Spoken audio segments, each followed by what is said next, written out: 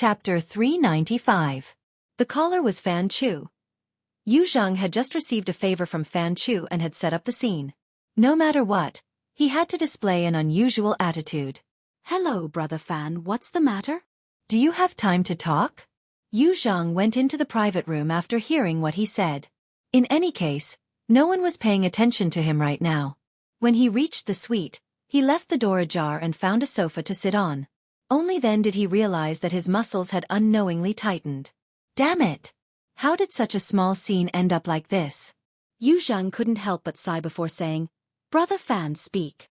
Fan Chu said, After I left, I suddenly thought of something. Are there people from Acumen College in your group? Yes, why? Yu Zhang turned his head as he spoke.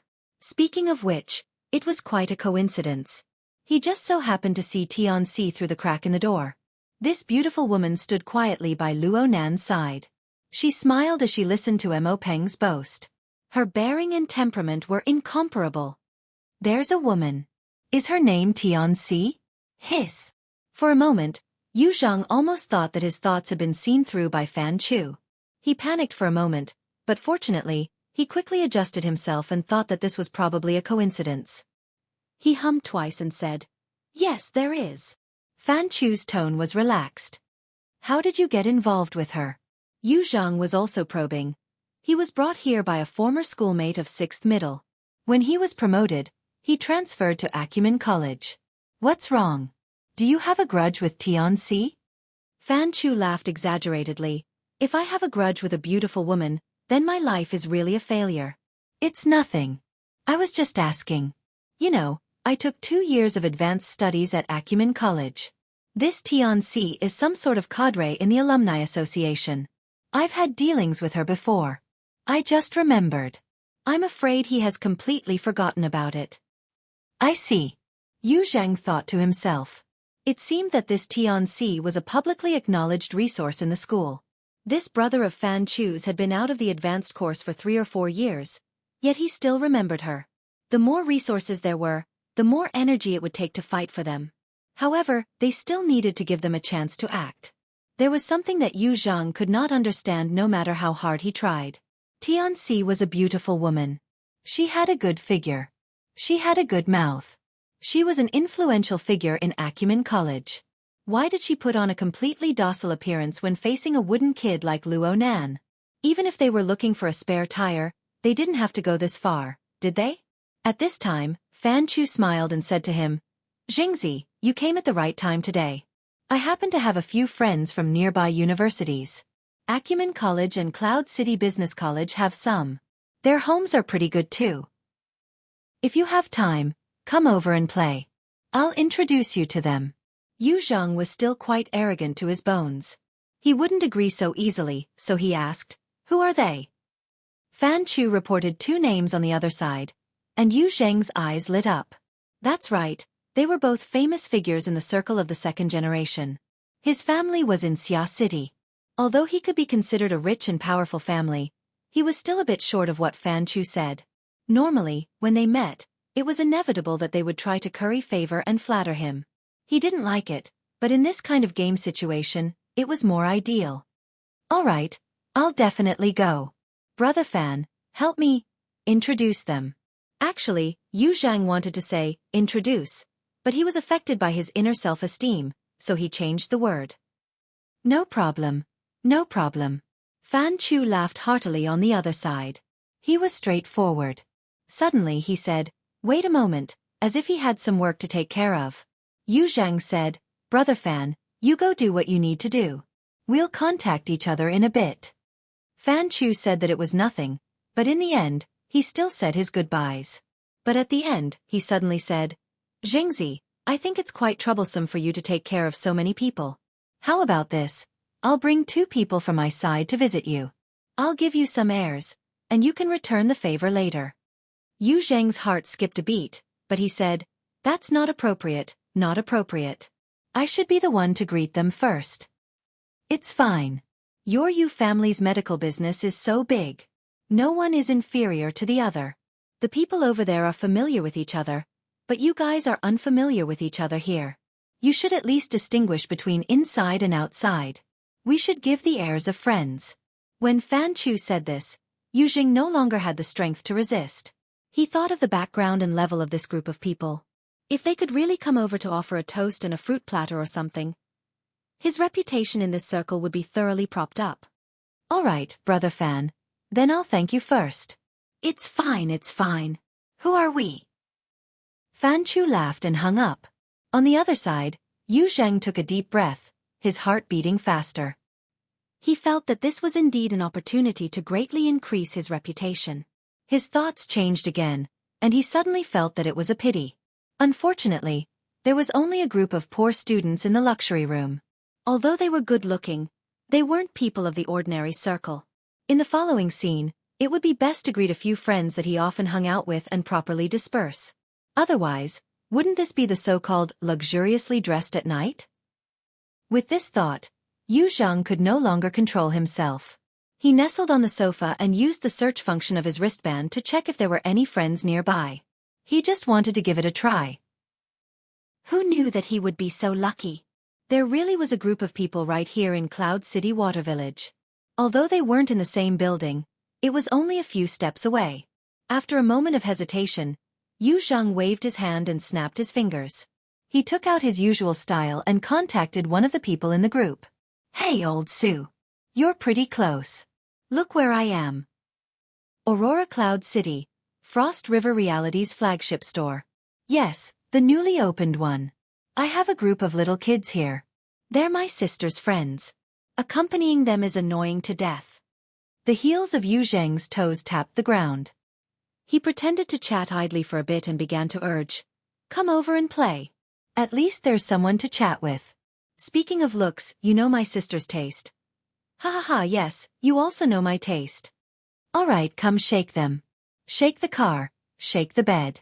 Shake them if you have the ability. All right, those who have designs on my sister should die. Those who steal my prey should also die." Yu Zhang smiled and ended the call. He suddenly clapped his hands. His feet, which had never stopped, stepped on the ground and propped up his body. A warm current seemed to pour into his body, filling him with strength for a time. He walked out of the room with large strides and began to ponder over what activities to do next. He needed to first build up the atmosphere. For example, he could keep a low profile for now. He could hide his claws and teeth and let this group of people toss and turn. He could wait for the two groups of people to arrive one after the other. Then, he would make a dazzling entrance and forge a golden body in an instant. His lips overflowed with a smile when he thought of this. At this time, he just so happened to hear Mo Peng talking again. "Nanster, I saw that the doctor's order is gone when you were scanned. Has your body completely recovered?" "My condition is fine," Luo Nan grunted in response. "Since your body is fine, let's all go to Area A. The more the merrier." "Me? I'll." Luo Nan was about to refuse when Mo Peng came over. He lowered his voice. "You, me, and Pomegranate. The three of us can easily make up for a trip to the reality battlefield. Our expenses can make up for this luxury bag. Yu Zheng, this kid, is being unreasonable. We can't lose face." Luo Nan blinked. What face was there to lose? The two did not reach an agreement immediately. Mo Peng was a bit anxious. "I just wasted so much saliva. It was all used to irrigate the dry land. Don't you have grass growing in your heart?" "Grow what?" Grass didn't grow in Luo Nan's heart, but Yu Zhang, who had just walked over, had grass growing in his heart. If this group of people were egged on by Mo Peng and ran out to play, then what was he going to do with his golden body? Was he going to kneel and lick in the room by himself? Yu Zhang was anxious. He couldn't care about anything else. He rushed forward 2 steps in an attempt to seize back the initiative. Of course, everything had to be packaged with a dignified reason. Since we're in the luxury room, we need to make full use of it. There are many things here that can completely replace the facilities of Area A. For example, the simulation pod cluster. As he spoke, Yu Zhang used the highest level of authority in the room to adjust the settings. He heard the ring-shaped space of the suitcases on the 4 walls ring out with a beep. The high-back massage chairs under the suitcases slid and converged toward the center, forming 2 neat half-moon structures. These chairs have all been connected to the central AI. Combined with the special equipment of the room, we can completely realize a top-notch reality experience. We don't need to go to Area A to line up. We can set up the battlefield and engage in the wilderness, sea soul, and other group battles. Yu Zhang borrowed some advertising words and did his best to promote the place. There were some results. A few people couldn't help but go, wow! Disregarding everything else, the visual effects were indeed top-notch. Luo Nan turned to look at Papercut. His meaning was, "Are you interested? How could I be interested?" Without the guidance of professional equipment, the reality effect was a joke for a psychic ability user like Papercut. There was no sense of reality. Papercut shrugged. He knew that Luo Nan didn't have the patience to stay here, so he took the initiative to speak up. "You guys go ahead and play. Nanster Leister, and I will go stroll outside and see what drinks are available." Papercut was just being polite, but he never expected Yu Zheng to tense up. He laughed and said, "There's no need to go through so much trouble. There's a cold drink cabinet in the room. It's over there. Drink as much as you want. The cost is included. Besides, aren't there 14 people just right for 7 against 7? Papercut chuckled. Mo Peng retreated at this time and poked Mo Han in the crowd. Mo Han fiercely chopped down with her palm. Mo Peng curled his lips and dodged the attack. He spoke in an extremely low voice. "Hey, are you going to do it or not?" "Of course." Mo Han responded coldly. She didn't really have any feelings for Yu Zheng before, but she was a girl. Having someone chasing after her would always satisfy her vanity. But reality told her that Yu Zhang wasn't a pursuer. He was a hunter with excess testosterone, and she was just a prey at best. Losing face was a given. Yu Zhang, this bastard, wanted to step on Luo Nan, her, and Mo Peng's faces to climb up. Mo Han had never been the type to be bullied. She rolled her eyes and raised her voice. "Let's see what everyone thinks first. I want to go to the uncanny valley. Something happened last time, and I wasn't able to play to my heart's content. Today, I have to get it back no matter what. Especially Frost River reality." They even said that they left a frightening gift for me there. "Who's going to accompany me? Pei? Gray? Qiu Pei didn't have the temperament to refuse people. She let out a few gasps and was subdued by Mo Han. Ruan Zihue was worthy of being her best friend. He knew to stand on the same side at the crucial moment. He raised his hand with an innocent expression. Okay. She turned to Tong Hui and acted like a spoiled child. "You accompany me." Tong Hui wasn't stupid. He knew that this was the beginning of a catfight. Of course, he had to follow in his girlfriend's footsteps. He seized the opportunity to display his affection. "No problem. I'll go wherever you go." "Oh." Mo Han patted the goosebumps on her skin as she pulled the adulterous couple to her side without the slightest hesitation. Just like this, she pulled 4 people, including herself. Then she provocatively raised her eyebrows in Mo Peng's direction. As for Yu Zhang, who cared? Mo Peng chuckled not to be outdone. "I think it's better to sweat. I want to go to the wilderness." Luo Biao's stance was very upright. He grinned and said, "I also think that exercise is number 1 in this sort of large venue." Mo Peng asked, "Brother Qi, what about you?" Tian Qi was at a loss. He wasn't really looking forward to the luxurious room's facilities. He was just confused by his sister's overly ambiguous attitude. He really wanted to say, "I'll follow my sister to avoid being attacked by wolves." But in the end, his skin wasn't thick enough. He didn't think that Luo Nan, this wooden kid, could do anything. He thought for a moment before reluctantly nodding his head in the face of Mo Peng's cordial invitation. In this way, 3 more people were pulled away, including Mo Peng. Luo Nan's ability user team and Tian Si didn't need to be mentioned. In just a few words, there were only 3 people standing on Yu Zheng's side, including himself. The other 2 were his sister, Yu Qin, and Turner, who took care of their face. Yu Zhang felt his scalp tingle when he saw the situation before him. His mind was blank. He had such a good hand. Why was it going to collapse? How was he going to deal with 2 groups of people coming? Yu Qin was a good friend of Mo Han's, but she felt very awkward right now. Yu Zhang was being isolated step by step. She had no choice but to choose a side. She was angry at Mo Han for deliberately making her brother lose face. She was also angry at Yu Zhang for his inappropriate words and actions. That idiot. Would it kill him to maintain a low profile for a few more seconds? A good hand with 4 twos and 4 twos had been torn apart by him long ago. The most painful thing was that Yuqin had to find a way out for this idiot brother of hers who had been possessed by an insect. Her mind spun a few times before she suggested, "How about this? Everyone go outside and play first. We can fight and dance when we come back. We need to toss and turn in this place to our heart's content." She turned around and hugged Emohan's shoulder as she spoke, pulling the petite Emohan into her embrace. Her usually reserved and cold face had a smile on it. "Wife, when we get back, let's form a group. Let's beat them up." Emohan knew that Yuqin was trying to soften her brother's cheeks, but she saw Yuqin speak of their previous terms of endearment without any ill feelings. Emohan knew that this was rare for the arrogant Yuqin. Her heart softened a bit, but her mouth was still stubborn. "You've been having an affair for a long time. Don't come looking for me." Yuqin lay on Emohan's shoulder.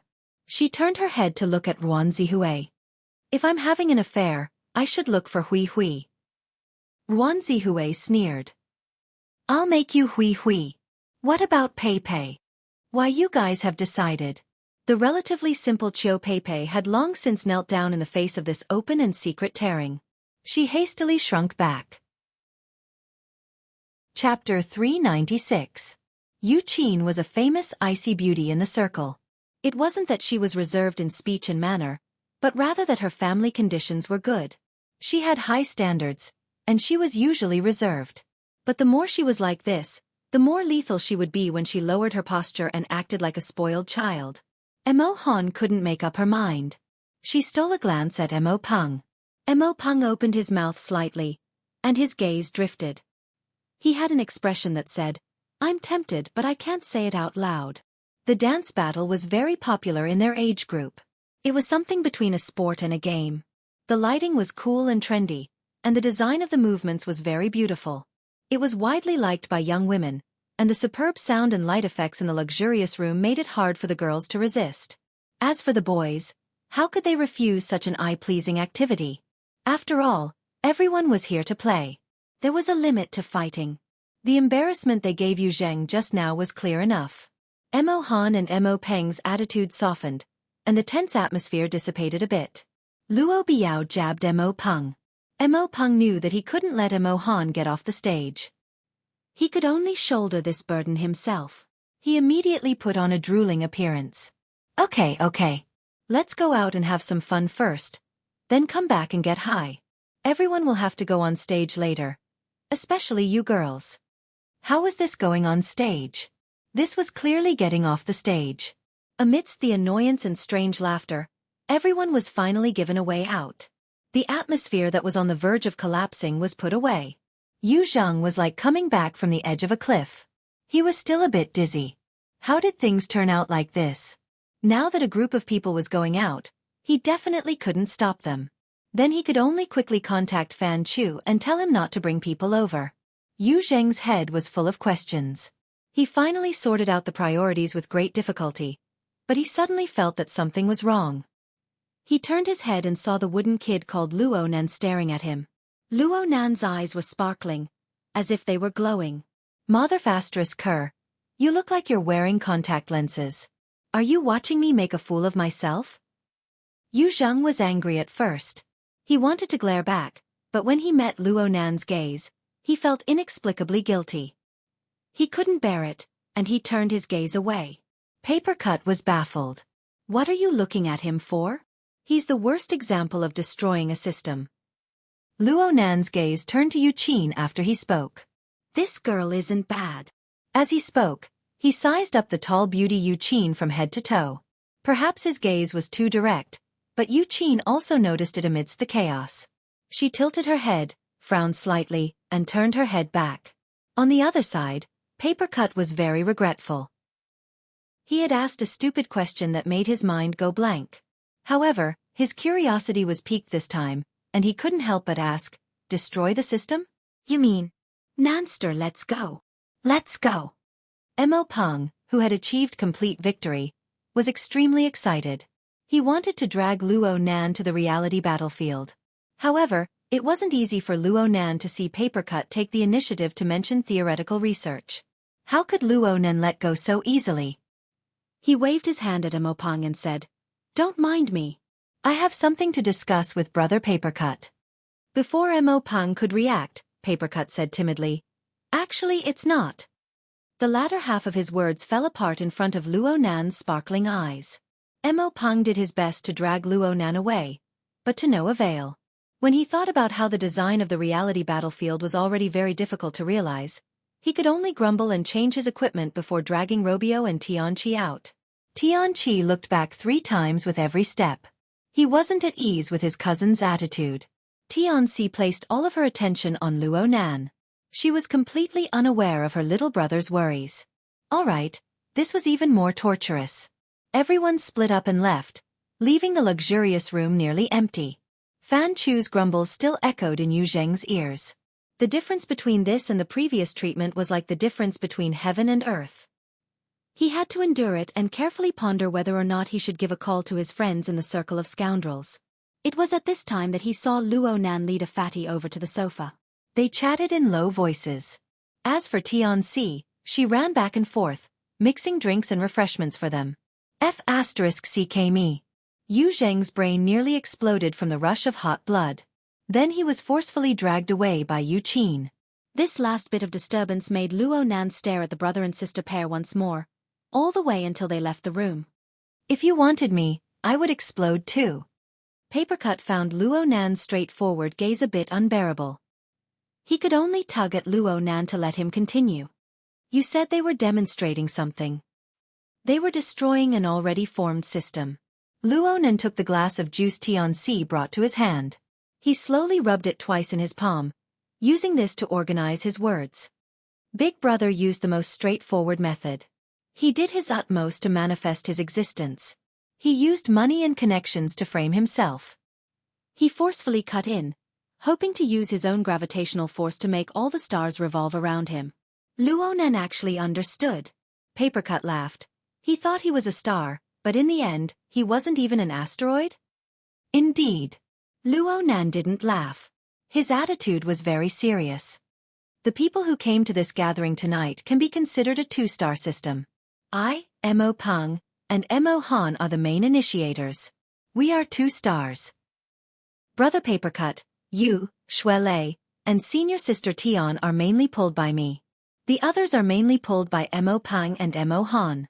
As for me, Emopang and Han, we are mutually pulled by familial love. This kind of system structure isn't stable, but Yu Zheng chose to use the stupidest and most unsuitable method. His money and connections are meaningless to us. For Emopang and Han's friends, they lack sufficient impact. Yes, Emopang and Han made good friends. Then he was taught how to be a person by our system. But his sister understood how to attack from within the system. She used friendship, the gravitational form of their internal system, to settle Han. She untied her brother's knot. Yeah. The fortress needs to be breached from within. Papercut laughed as he leaned back on the sofa. It looks like you understand quite a bit. So you were just pretending to be naive. Leicester and Miss Tian, you both understand, right? Be careful. Shuelei laughed mischievously, and Tianqi pursed her lips in laughter. The atmosphere was relaxed and carefree. Luo Nan just shrugged. It's just that we don't have any requests.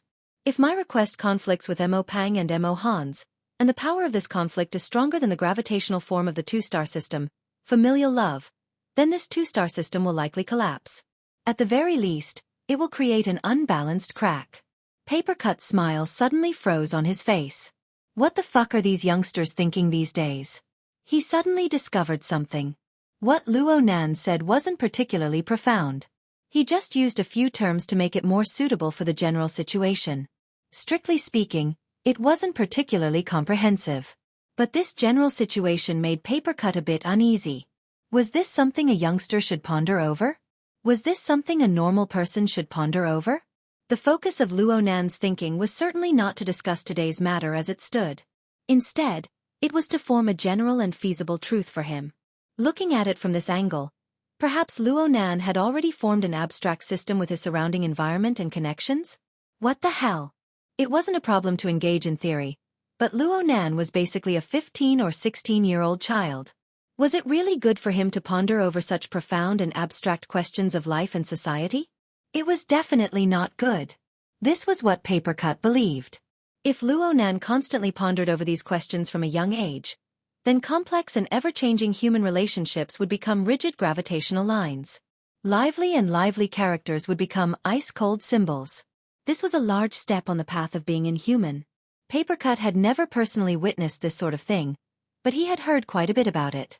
There were powerful individuals who had unlocked their first-rate supernatural powers early on, and they had even directly become extraordinaries. This was especially true for the leaders of secret orders. The few words left behind in the legends mostly involved this point. The current Luo Nan really had this tendency. Luo Nan continued to speak, but Papercut was unable to listen to even half a word. He stared at Luo Nan from the side. He looked at this delicate and pretty boy who was only 15 or 16 years old. Luo Nan used a calm and detached attitude to narrate his findings one by one. Luo Nan strove to filter them out and give them a general meaning. What should have been a scene worthy of admiration, and admiration caused a chill to run down Papercut's spine. A moment later, Papercut suddenly opened his mouth to interrupt Luo Nan's narration. You call them brother and sister. What are they called? Ha! That pair of brother and sister. What are they called? They're called. Luo Nan gaped. He really couldn't think of anything for a time. It's over. Papercut closed his eyes. He was at least 50% certain that Luo Nan was advancing on a path that made people both envious and fearful. Perhaps a new extraordinaire would appear in the Xia City branch in a few years. But this extraordinary would be very different from Ouyang Chan and Her Majesty Empress Wu, who had been tempered for many years. He had this premonition. Papercut didn't know what he should do. After all, he was too far away from the level of extraordinary. Everything he knew could only touch the surface. He didn't have the ability nor did he have the qualifications to comment on such matters. He didn't have the qualifications to make irresponsible remarks about the direction Luo Nan chose. He would have to ask the secretary later. No, perhaps President Ouyang would be more suitable. Papercut's silence didn't affect Luo Nan's mood. What he needed right now was a listener. Actually, Papercut had misunderstood a bit. Luo Nan's thoughts on the entire system had only surfaced today. The source was the sensing ability of the system he learned from Ink. This ability allowed him to see the positive effects of forming a relatively complete and closed system. His train of thought naturally turned to this when he encountered a similar situation. Of course, Luo Nan's thoughts were quite deep. From this matter, he was able to see that the internal structure of the system needed to be more cohesive. A dual-core system was definitely out of the question. The more secretive, the better. The stronger, the better. The higher the level, the better. For example, Yu Qin's methods were able to deal with Mo Han. But on Luo Nan's side, the ability user society, friendship, comrades in arms, and other elements were completely meaningless. But these things seemed to be lacking when compared to religious connections. This made Luo Nan think of secret orders. Luo Nan talked non-stop for a long time. He held back a bit when it came to the deep secrets of formatting theory. He didn't care if Papercut, Xue Lei, and the others understood or disagreed with him. He spoke everything in one go. He used the process of weaving words to sort out logic and re-examine his understanding of himself. Luo Nan finished the cup of fruit juice in his mouth. Then Tianxi seamlessly handed him another cup of fruit juice. Can I drink some more juice? Yes, thank you. Papercut groaned in his mind.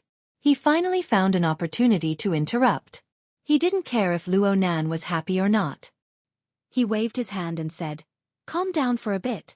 Did you come to the amusement park just to chat? You might as well find a tea house. Didn't I run into one? Otherwise, I would have definitely found one. I still have to wait for cat eyes."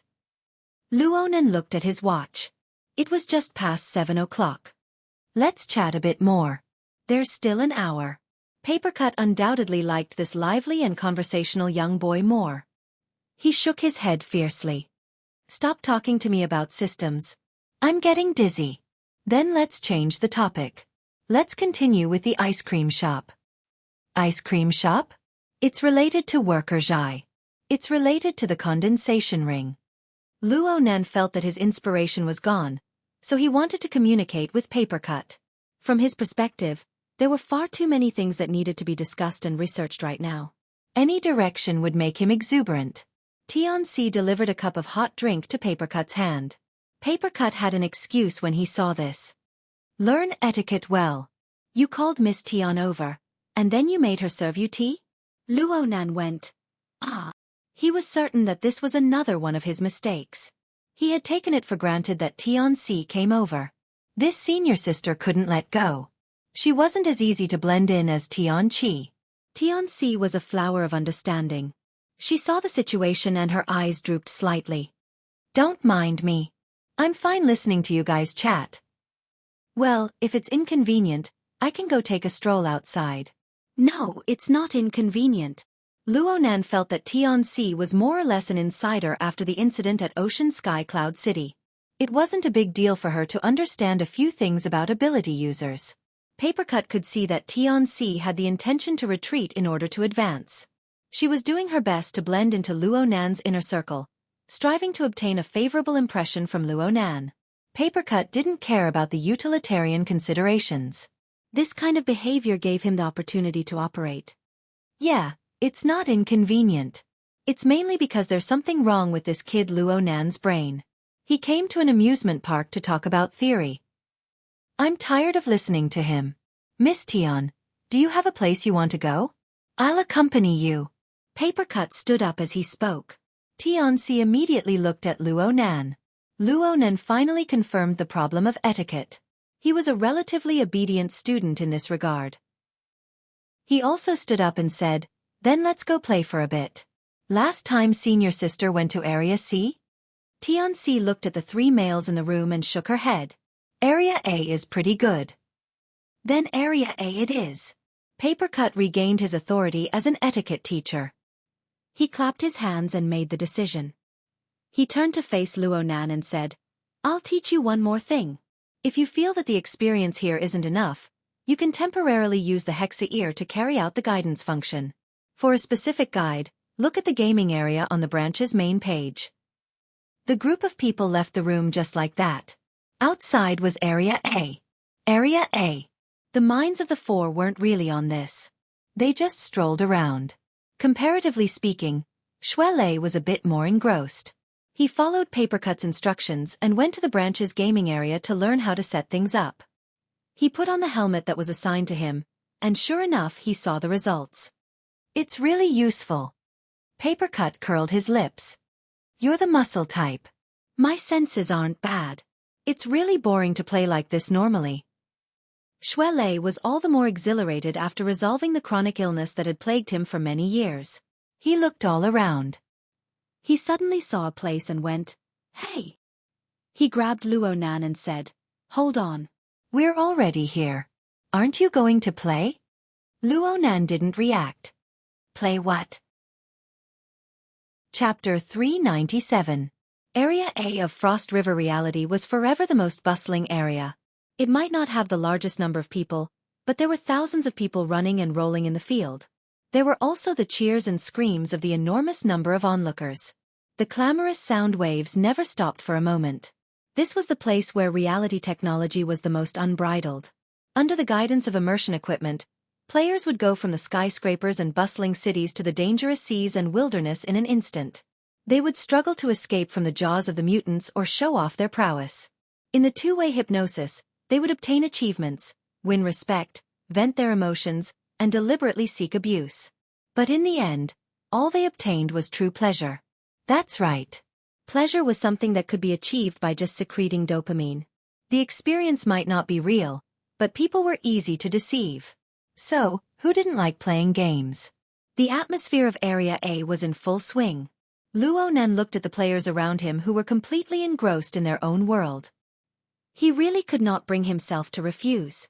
Well, Luo Nan's heart was itching. Virtual achievements, respect, and the like were meaningless to an ability user like him, who danced on the line between life and death many times. However, being able to interact closely with his friends was still very attractive to him. Luo Nan opened his mouth and was just about to agree when Xuelei went, ouch, and slapped Luo Nan on the shoulder. Shui Lei's fist was extremely heavy, but it could not overcome his vexed emotions. What are you hesitating for? Ha! Luo Nan had an innocent expression. He didn't wear a helmet. Plus, do you have any hopes for a rookie? Papercut didn't know if he was speaking up for Luo Nan or if he was intentionally mocking him. Next, Papercut explained for Shui Lei. There were 2 empty seats in the hero seat just now. Leicester wanted to snatch a seat, but you guys missed it while you were talking. Actually, there were over 1,000 pairs of eyes staring at you. It wasn't that easy. Shui Lei retorted, I heard that the probability of snatching a seat in a luxury room is several times that of a normal room. Maybe he did snatch one? Hero seat? Probability of snatching a seat? He seemed to have heard of it before, but he did not have an exact impression of it. Luo Nan once again felt the deep malice of the normal world. It was Tianxi who observed his expression and went forward to explain. The environment here was noisy. Tianxi spoke softly, so she naturally moved closer to Luo Nan's ear. Her posture was intimate. Luo Nan felt a drooping strand of hair brush against the side of his cheek and his collarbone. There was also a faint fragrance that entered his nose. If he didn't deliberately perceive it, everything would be light and fine, as if there was nothing there. This was very much in line with his aesthetics.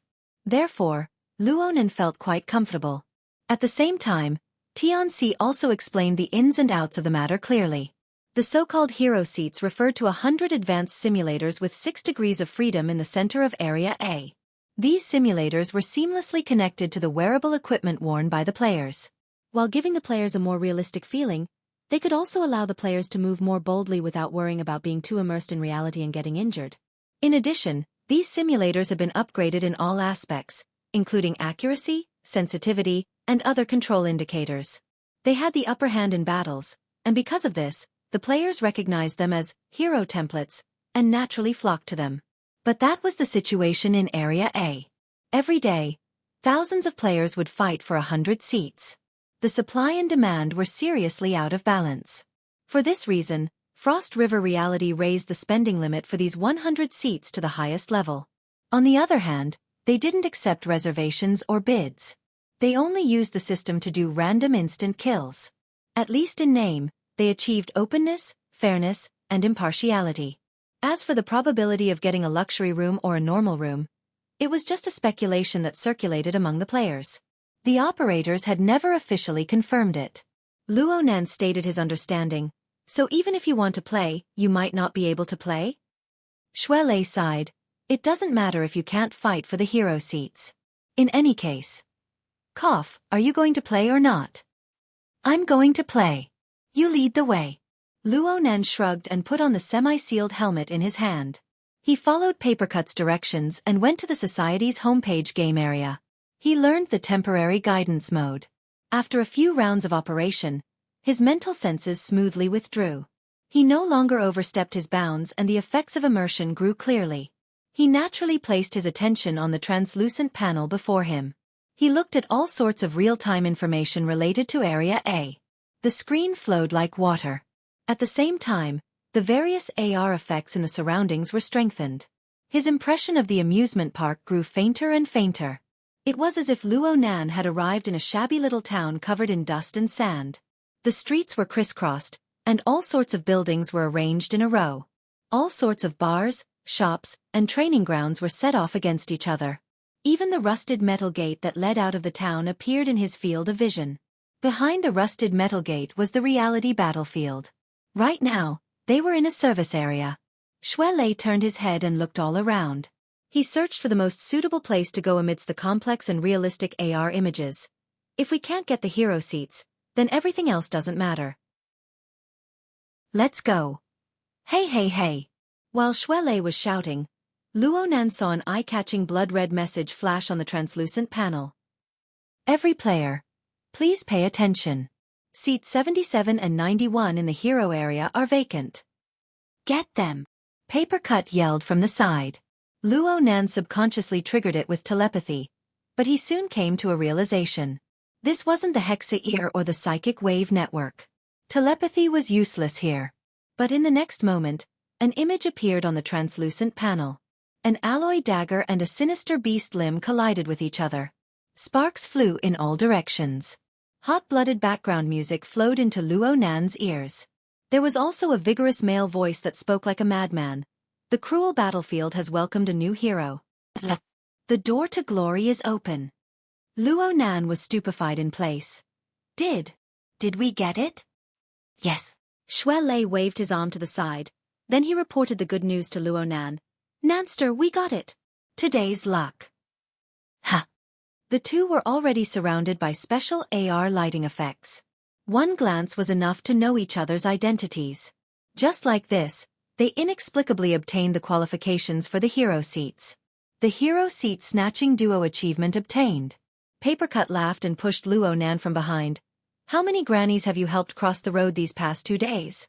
You lucky bastard. Hurry up and go. There's a time limit for the qualifications to snatch seats. Luck. The problem of probability was a mathematical problem. Using luck to explain it was too rash. Luo Nan was a person who liked to be serious. His brain crashed for a time, and he entered an endless loop. But Papercut pushed him forward, and Xue Lei led the way in front. The group of people advanced quickly toward the hero area. In the end, they entered the sealed area amidst the gazes and sighs of envy. Papercut and Tianxi were unable to enter this place. They were blocked by the gorgeous projection curtain wall. The lucky bastard scram. Let's find a place to pass the time. Papercut chuckled and slightly adjusted the position of his helmet. He asked Tianxi, does Miss Tian play the game 10 Days in the Wilderness? Tianxi wore soft armor sensing equipment. Her elbow clamped the helmet. She appeared valiant and heroic under the dim lighting of the game area. She pursed her lips into a smile. I play it, but I play it more in the mobile mode. Papercut invited her. I also like to play mobile games. There's a strategy room here, right? Let's go play a round or two. Tianxi's gaze swirled. She didn't refuse, but she didn't agree either. Instead, she raised a new question. She imitated Luo Nan's form of address. Brother Papercut, Junior and the others weren't lucky when they snatched a spot, right? Papercut was all smiles as he said. How could it be luck? They temporarily bound themselves to the Hexa ear. Their telepathic thoughts are triggered, and they have the psychic wave network to transmit and convert signals. It's the same as using an instant kill plugin. Who can be faster than them? This is the advantage of ability users. There were many nouns in Papercut's words. They exceeded the scope of Tianxi's knowledge, but it didn't prevent her from understanding the general meaning. And it was because she didn't understand that she couldn't help but imagine the mysteries within. She was a bit spellbound for a time. But soon she came back to her senses. She was a bit baffled. Then why didn't you say it just now? It's so hard to get a pleasant surprise. Is there any fun in being too realistic? Especially that fellow Nansta. If he continues to develop like this, he won't age prematurely. There won't be any problems with him turning into a theoretical machine. Don't you think so? Tianxi could only smile at this time. Papercut invited her once more. I just checked. The strategy room is over there. Do you want to go? Tianxi had just started, but she found it hard to continue. This was because what she wanted to say was completely unrelated to the so-called strategy room. Papercut turned his head to look at her. Even though they were separated by a semi-sealed helmet, Tianxi still felt an indescribable pressure. It was also at this time that the light and shadow on the projection wall displayed the inconceivable martial strength of the game hero. The gorgeous effect and intense conflict caused players to stop and watch. They even let out cheers. This scene gave her imagination and also gave her motivation. Brother Papercut, can I also? Papercut was wearing a helmet. He probably didn't hear her. He turned around halfway and waved his hand, guiding her to the strategy room. Tianxi wanted to raise her voice a bit more, but this thing called courage was famous for its first flourish, second decline, and third exhaustion. In the end, the words didn't come out of her mouth. She was a bit dispirited. She turned her head to look at the projection wall once more. In the end, she put on her helmet and followed behind Papercut. She didn't know that Papercut, who was walking in front of her, also sighed. After seeing the sky outside the well, how can I want to return to the mud again? But without the talent to leap out in one go, thinking about this matter is just harming myself. With Tianxi's age and bone structure, It was practically impossible for her to obtain any results if she walked the path of fleshly body strengthening, even if she had the guidance of a famous teacher. As for mental strengthening, she didn't have the talent with just a glance, so naturally, there was no need to mention it. Talent. Talent. Papercut felt quite bored as he thought this.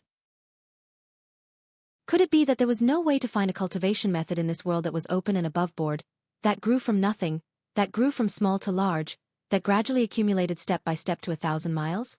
What in the world was the foundation that this group of ability users relied on? Who could give them a clear answer?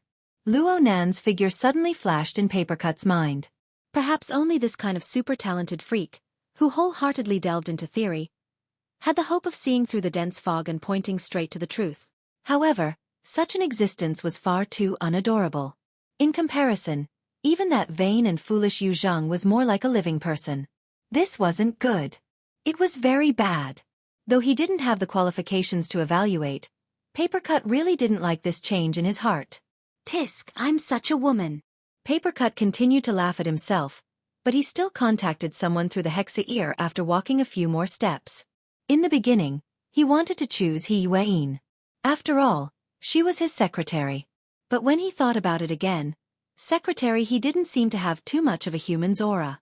And in terms of level, Luo Nan, who could confuse people 5 miles into a fog at any time, might already be a head higher than his own secretary.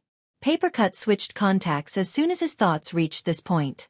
But as he expected, the other side only transmitted a prompt, "Please leave a message if you have something to say." "I'm going in again." Papercut shook his head. He honestly translated his thoughts into words and transmitted them over. "President, I want to ask you about something. It's about the child Luo Nan's personality." After Luo Nan entered the hero area, he discovered that the area where the simulator was placed was like a maze. He was soon led away from Shui Lei by the AR guide. But soon, a conversation window lit up on one side of the translucent panel. Shui Lei's avatar appeared, and he was able to communicate with Papercut. This was the privilege of forming a team after entering the luxury room. People outside the room could only honestly send messages. "Nanster, let's not enter the battlefield. Let's first build a room and play around." "Okay." Luo Nan was a standard rookie. He was a bit lacking in confidence to immediately enter the most explosive and chaotic reality battlefield. Shui Lei's plan was just what he wanted. His and Shui Lei's good luck began to quickly ferment just as the call ended. Avatars popped up one after another. Some were instant messages, and some were messages. "Mo Peng, bullshit. I've snatched 100 times since last month." "Luo Biao, let's go play with the rainbow ball in a bit. Maybe we'll be able to earn back tonight's expenses." "Mo Han, don't you think it's a waste?" "Tianxi, yeah, I just saw this function. Good luck." This sort of experience was comparable to winning the lottery. It spread very quickly in their small circle. Guan Zihui, Tong Hui, Chiu Pei Pei, and the others all sent congratulatory messages in a while.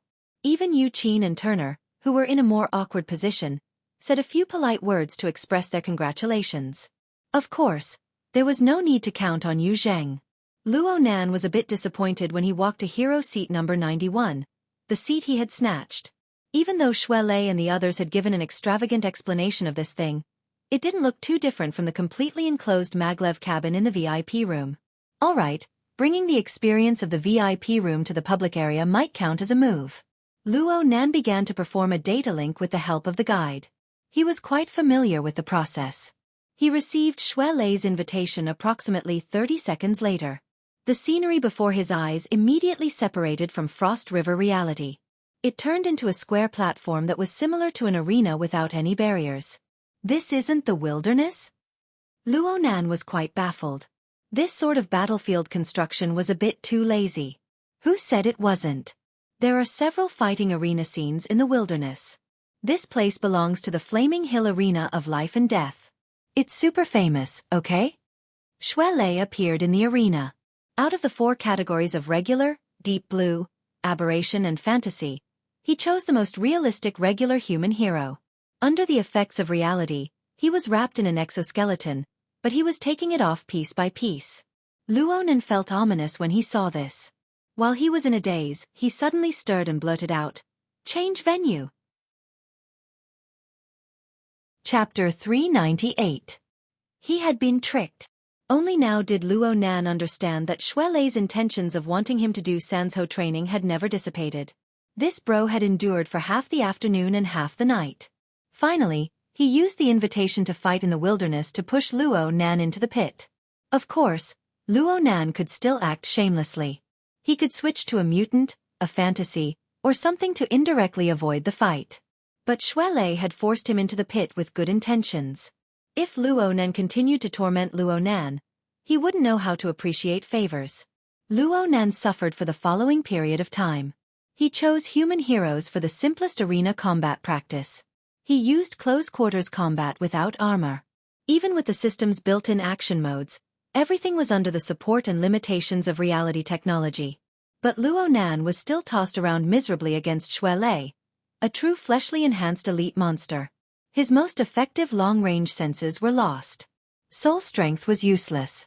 Xue Lei could play however he wanted by relying purely on his body reactions and his near-blank experience. Luo Nan lost 10 rounds within 5 minutes. He lost so much that he nearly vomited his bile. His friends in their small circle never expected the two to play in this sort of game mode. Each and every one of them were dumbstruck. Especially in the 10th round, when Luo Nan was strangled by the neck, the group of people flooded the screen with messages. Mo Han. Nanster, I have a whole new level of respect for you. And Xue Lei, I can't look straight at you. Mo Peng. Don't cry, Nanster. Stand up and rub. I mean rub your neck. Tian Si, is this safe? Guan Zihue. I'm already in the uncanny valley. You two handsome bros don't need to play any more horror movies for me to watch. Thanks. Tong Hui, you're clearly very excited. I'm talking about my wife. Luo Biao. A love-hate relationship is pure. The others, including Yu Qin and Turner, all left messages. In short, they treated these 10 matches as tonight's special program. Xue Lei secretly rolled his eyes, but he still did his best to block out the distractions. He taught seriously. He was an honest person. He didn't trick Luo Nan just to display his various killing techniques. He just used the fight to point out Luo Nan's flaws and increase the relevant experience. After 10 rounds, he felt that it was about time. Entering and exiting after every round was a waste of time, so he simply set up an infinite practice mode. He used the system's action design to feed Luo Nan moves. Most of these system actions are quite reliable. The lead rhythm is also quite good. We can start with these routines. Actually, whether it's Sanzhou or routines, it's important to grasp opportunities. In other words, we need to have a good eye first.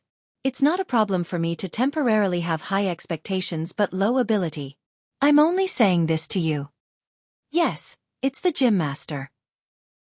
He said it, right? Luo Nan gasped for air. The interference of Mo Pang and the others had an even greater effect on Luo Nan, who was at an absolute disadvantage.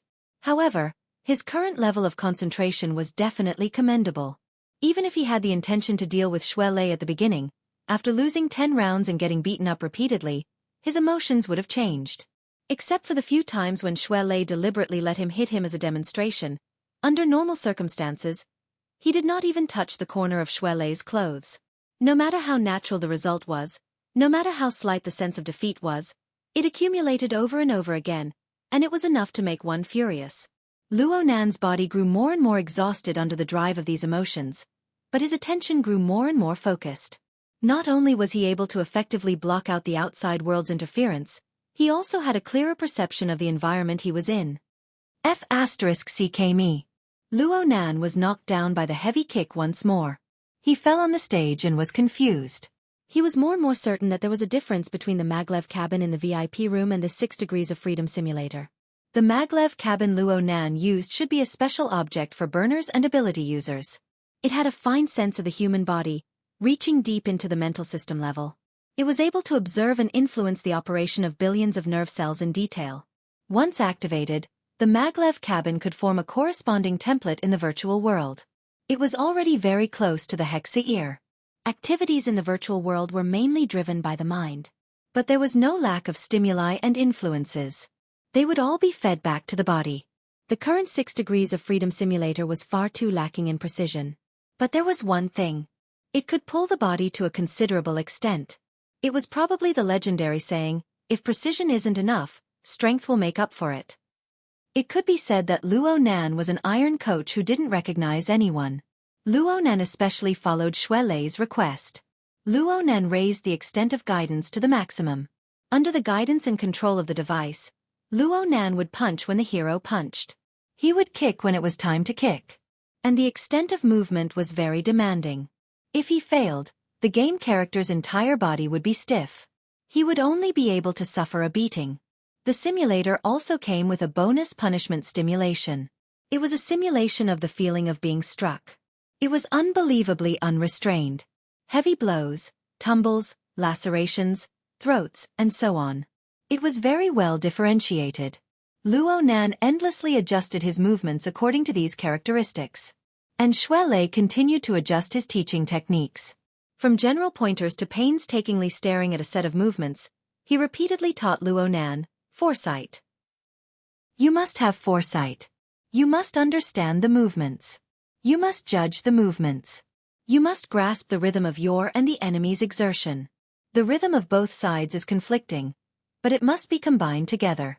The perfect situation is your peak against my trough. Good. Luo Nan charged forward with a kick, but it was blocked by Xue Lei. The system determined that the attack was effective.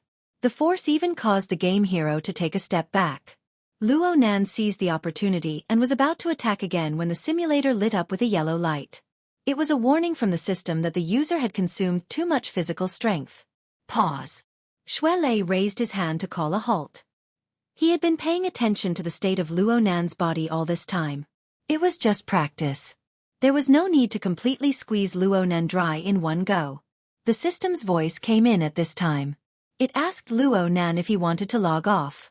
This was quite tactful. After all, Luo Nan had only lit up the yellow light because he had consumed too much energy. If the red light were to light up, the system would determine that there was a risk of excessive stimulation. It would simply shut down the machine and chase him away. Xue Lei was getting more and more addicted to being a coach. He was becoming more and more like a coach. Don't be anxious. Take a few breaths. Let's strike the iron while it's hot. Let's do a wave of foundation training. Isn't this the wrong time to train in the foundation? It's fine. Your internal refinement technique is quite good. Your 9 orifices and 6 roots will certainly be sensitive in the future. You don't need to worry about body control. As long as you keep a close eye on it, you won't have to worry about falling into a bad habit that's hard to correct. Education through setbacks is the most suitable method. In any case, this is what the gym master said. In short, you're going to get abused. Luo Nan let out a heh, but he was still very obedient. He followed Xue Lei's instructions and set the scene to a controlled practice mode. He invited the system's virtual coach to begin consolidating his foundation. It didn't matter if he did this, but a conversation suddenly popped up. Hey, since you're a rookie, go to area B or C. You're doing basic training here. Are you kidding me? This sentence was just a precursor. Soon, a wave of messages came in. Holy crap! There really are such pretentious people. It's true that you guys are rookies, but it's a bit awkward to put it in front of everyone. The audience wants to change the channel. If you can't change the channel, then change the person. These messages were completely different from Mo Pang and the others' good-natured mockery. Luo Nan and Xue Lei were a bit stupefied by these messages. The others in the circle were more or less the same. Mo Pang reacted quickly. You guys set it to public mode. That's not right. Who would be so bored as to search your little battlefield? Luo Biao responded. Hee hee. The information flooded the screen like a waterfall, and the truth was quickly made clear. The reason was not complicated. On one hand, Xue Lei and Luo Nan had made mistakes. Neither of them could be considered veterans of Reality Realm. They did not set up a privacy mode after setting up the battlefield. Therefore, their fight was open to the entire platform. Anyone could see it if they applied to watch the fight.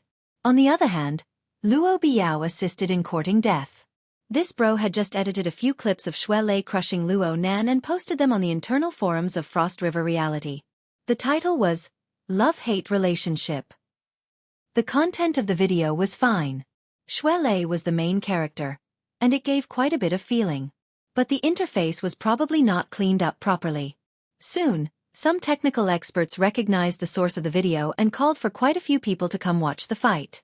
However, what happened next greatly disappointed the excited spectators. Luo Nan and Shuelei's teaching battle was already dry. The entire process was filled with P-spots.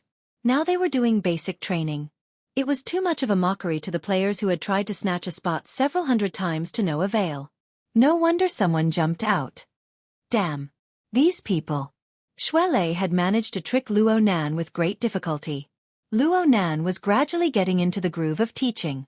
How could he give up so easily? It was fine to just listen to the words Area B and Area C. The simulators over there were quite a bit lacking in realism compared to Area A. Naturally, the training effects were much worse. Luo Nan absolutely would not agree to this just based on this point. However, the internet was a place where emotions were surging. There were quite a few people who spoke without any basis. Shuelei was furious when he saw this. He simply replied in the public channel, "We're all here to snatch a spot. Since we're here, how do we play is up to you guys to decide." In terms of raw strength, Shuelei could probably kill 100 opponents by himself. But in terms of a war of words, he was not up to the mark. His opponent simply retorted, "Trash who wants to occupy a spot. Come fight me if you have the guts." The so-called fight for a spot was similar to an arcade game. The winner would go up and the loser would go down. But the problem was that this mode required the support of the system. Otherwise, it would be a foolish act of harming others without benefiting oneself. Shuelei chuckled, "Then you'll need to have a seat first." His voice had just fallen when the enormous words declaring war in blood filled the air. It shook the stage to the point where it shook. That was right. How could there be no good people in a place as chaotic as the hero area? Luo Nan shook his head. "Don't even think about peace." Sure enough, all sorts of information bombarded Luo Nan. More importantly, the blood-red declaration of war came crashing down. The vibrating effect was extremely annoying. Luo Nan wanted to set it to private mode, but Papercut, who had been watching silently, jumped out at this time. "What's there to block? Just fight." "I can't fight." Luo Nan had a clear understanding of his own level. Just based on his performance in the fight against Shuelei, he would be the master of being oppressed. He wasn't a masochist. Why should he? Papercut was so happy that he bent over. Luo Nan's current distressed and tormented state was to his liking. Luo Nan was like a normal 16-year-old youth. Right now, Papercut only wished for the world to be in chaos. He immediately began to act like a senior expert. "It's not pure fighting. You youngsters lack experience. You practice in a rush. Your goals aren't clear. It's hard to avoid twice the effort for half the result." It was rare for Papercut to speak in such an old-fashioned manner. However, Shuelei and Luo Nan were very happy to listen to the opinions of a veteran ability user. Leister just said that he wanted Nanster to first train his eyesight. It doesn't matter if he has high standards for a moment, right? Luo Nan acted as a witness. There was this line. Shuelei had no objections. Then it's settled. If eyesight was the first priority, then doing movement training and basic training would cause suspicion of being distracted. He must be working hard on both sides. You should have taken it as a secondary course in the first place. Shuelei tried to maintain his authority as a coach. We have to focus on efficiency, right? Since he wanted efficiency, he might as well let Nanster practice long-range heroes. Don't worry about anything else. Just aim at a moving target and focus on interrupting the opponent's rhythm. Gradually adjust the long-range and close-range attacks. Try a few rounds, and I guarantee that you'll be able to train your eyesight. No, I mean your eyesight. At that time, combine it with practice, and you'll see the results? Shuelei was a little shaken. Knowing oneself and knowing the enemy seems to make sense. Luo Nan saw through everything. Brother Papercut, you clearly want us to team up and fight that group of people. Papercut didn't hide it at all. Nonsense. Against a bunch of kids who don't know their limits, there's nothing else to say. We never abuse ourselves, we only seek to abuse others. Isn't that right? It could be said to be straightforward and clumsy incitement, but it made the young people in the small circle roar in response. Let's go up and crush them. Let's go up and crush them. Crush them. This group of bad friends didn't care if they would crush them or be crushed.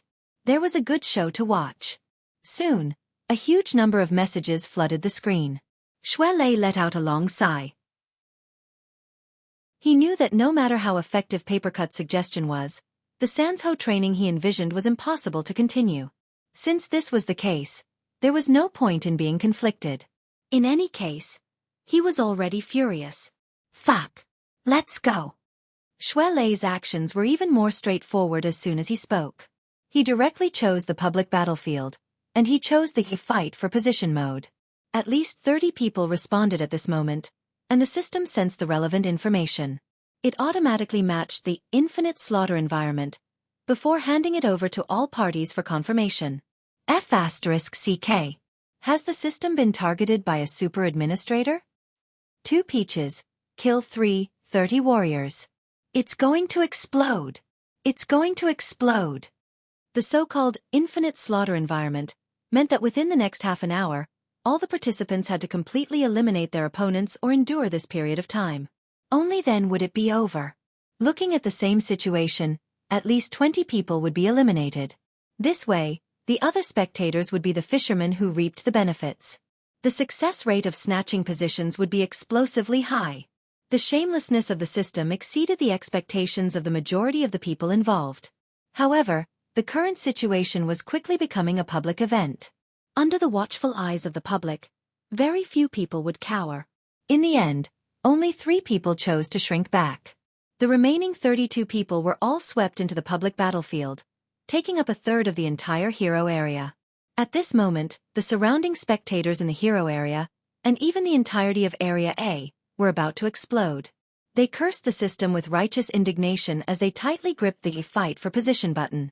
They stared closely at the live broadcast. As soon as one person fell, they would begin to fight like mad. Yu Zhang had just finished a round of toasting and had worn away his arrogance. With the stimulation of alcohol, his courage had grown quite a bit. He took the initiative to strike up a conversation. "Third young master, are you here to play with your friends? I don't know which room it is. I'll pay you a visit later. Maybe if there's a chance. I'm here to pick up a friend. I won't be staying for long." At this time, the door to the VIP room next door opened. Fan Chu flashed out and was shocked to see 2 people standing outside the door. When he saw their faces clearly, he was even more shocked. "Young master who?" Hu Huaying saw that Fan Chu was dressed in work attire and made a sound of acknowledgement. She had no intention of continuing the conversation and left directly. This time, Fan Chu looked at Yu Zhang with a slightly different expression. When Hu Huaying turned the corner of the corridor, he asked, "You and young master who?" "We chatted a bit at the cocktail party." No one would care about this kind of cost-free boasting. Yu Zhang naturally wanted more of it. Fan Chu nodded and pointed at the door behind him. He said in a low voice, "If we meet again in a moment, don't mention young master whose name." Yu Zhang was astonished. There's something between them. Nothing. Just don't bring up other side issues. What Fan Chu said clearly wasn't true. Yu Zhang was a bit disappointed with this. In fact, he had hoped to further communicate with Hu Huaying. Although the Hu family was an upstream manufacturer, their business was mainly to order biological raw materials from major pharmaceutical companies. However, as one of the few A-rank suppliers of sky crystal biology, the Xie family and the Hu family had a close relationship. This layer of relationship had to be included. If he could take the opportunity to get to know her today, that would be ideal. What a pity.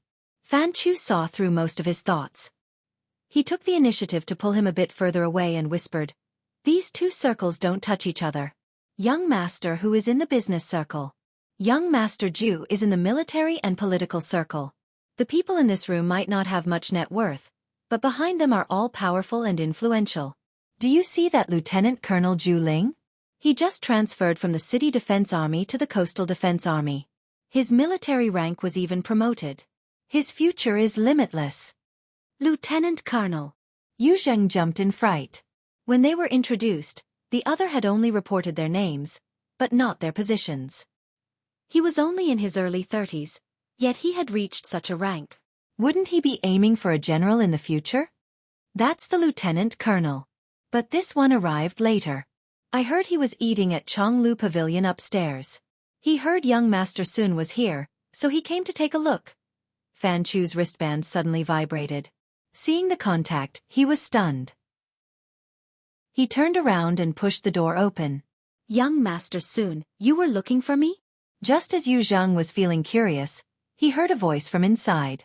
Little Fan, call Yu Zheng back. This tone was firm. Fan Chu was stunned and hurriedly said, Zhengzi was just chatting with someone outside. He didn't go far. The voice inside paused and then said, All right. Invite him in. Yu Zheng had long since recognized Zhu Maoshuan's voice. It would be a lie to say he didn't have a grudge against this kind of attitude. Not to mention the tone, if he hadn't spoken with Hu Huaying outside the door and was already downstairs, what would he become if Zhu Maoshuan brought him back with a single word? But the affairs of the world were like this. One set of words in front of people and another set behind their backs. In addition to the difference in status, it was normal to not pay attention to one's words and actions. Yu Zheng had done no shortage of similar things. He quickly adjusted his state of mind, tidied up his external equipment and clothes, and pushed the door open. Brother Sun, you were looking for me? Zhu Maoshuan stood up with a laugh. He hadn't yet spoken when a gang of drunkards in the room began to shout. Fuck, he accepted the challenge. It's those two. Kill them. Torture them to death. For a moment, there was a hint of a crowd surge. What happened? Yu Zheng was a bit at a loss. Zhu Maoshuan very intimately wrapped his arm around his shoulder and went to the edge of the most lively area. This was the central area of the VIP room. In the middle was a three-dimensional projector, which could also be used as a strategy room. The periphery was surrounded by a circle of maglev cabins. Some had people inside, some were empty. Although the overall scale couldn't compare to the hero seats in Area A, the technology was a generation ahead. Each had its own merits. The liveliness of the hero area was being broadcasted in real time here. Zhu Maoshuan didn't need to explain. Yu Zheng more or less understood the cause and effect of the situation after a few more glances. Even if there were some things he didn't quite understand, he could understand most of it through the message records of the room's ally system. Then he felt like he was in heaven. Xue Lei and Luo Nan had both snatched hero seats at the same time? This probability was certainly due to the bonus of the luxury bag. Dogs hit luck. Dogs hit luck. And I lent it to them. Yu Zheng had the urge to immediately leave the room. Unfortunately, he really couldn't do this sort of unreasonable behavior. He didn't know what his facial expression was like, but he knew that it definitely wouldn't be good. Moreover, he still didn't understand why Zhu Maoshuan had called him back. He could only try asking, Brother Sun? Zhu Maoshuan still had his arm around Yu Zheng's shoulder. He turned his head slightly, and the overly intimate physical contact made Yu Zheng feel quite uncomfortable. His aura weakened a bit. I heard Fan Chu say that the two people who snatched the seats are your friends? Seeing Zhu Maoshuan's expression, Yu Zheng instinctively felt that things weren't good. He wasn't willing to take the blame for Luo Nan and Xue Lei, so he responded very honestly, I just met them today. They are relatives of my little sister's classmate. They're both at Acumen College. Oh, they're at the same school as Tianxi. Tianxi? He also knew Tianxi. A certain string in Yu Zheng's heart was plucked. He wanted to turn his head to look at Fan Chu, but he was unable to move because of Zhu Maoshuan's oppressive body. Soon, that feeling was annihilated in front of Zhu Maoshuan's masked smile. Yeah, Tianxi was invited by them. They should be quite close.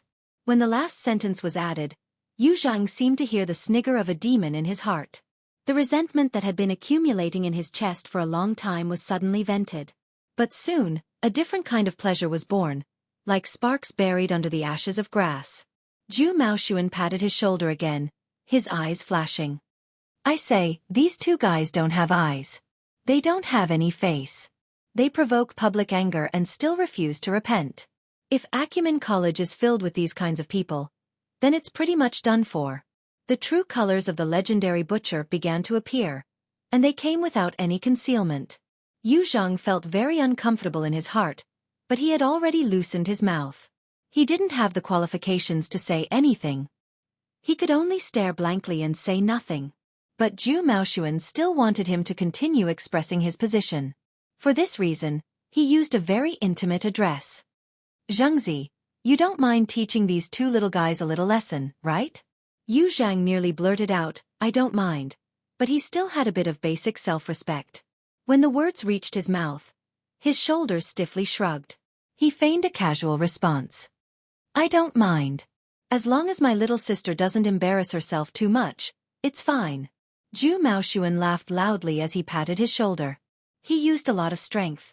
At this time, someone else shouted, Fuck, the system is cheap to a certain level. It's loading an infinite killing environment. It's taking advantage of the situation to shuffle the cards. Zhu Maoshuan turned his head and scolded. What the hell are you afraid of? The VIP room is just AFK for half an hour. If you want to go, hurry up and drive them back. We'll go to that private room over there to have fun. Yu Zhang stood to the side, becoming more and more embarrassed. Zhu Maoshuan took his hand away and turned his head to ask Zhu Ling, who hadn't spoken much. Brother, you're not coming to have some fun? He didn't hear a response. Perhaps the other side had just made a gesture, probably refusing. Only then did Zhu Maoshuan say to Yu Zhang, It's a lively time, so don't leave. There aren't many people here playing in the wilderness. There are still empty maglev cabins. You'll have a bit more fun. It wasn't like Yu Zhang hadn't played in the VIP room's maglev cabins. He really didn't care. But since Zhu Maoshuan had offered an invitation, it was hard for him to refuse. He hesitated and said, My peripherals don't match. It's fine. Oh wait. Little fan, there's a compatibility mode, right? There is. Fan Chu didn't look for a technician.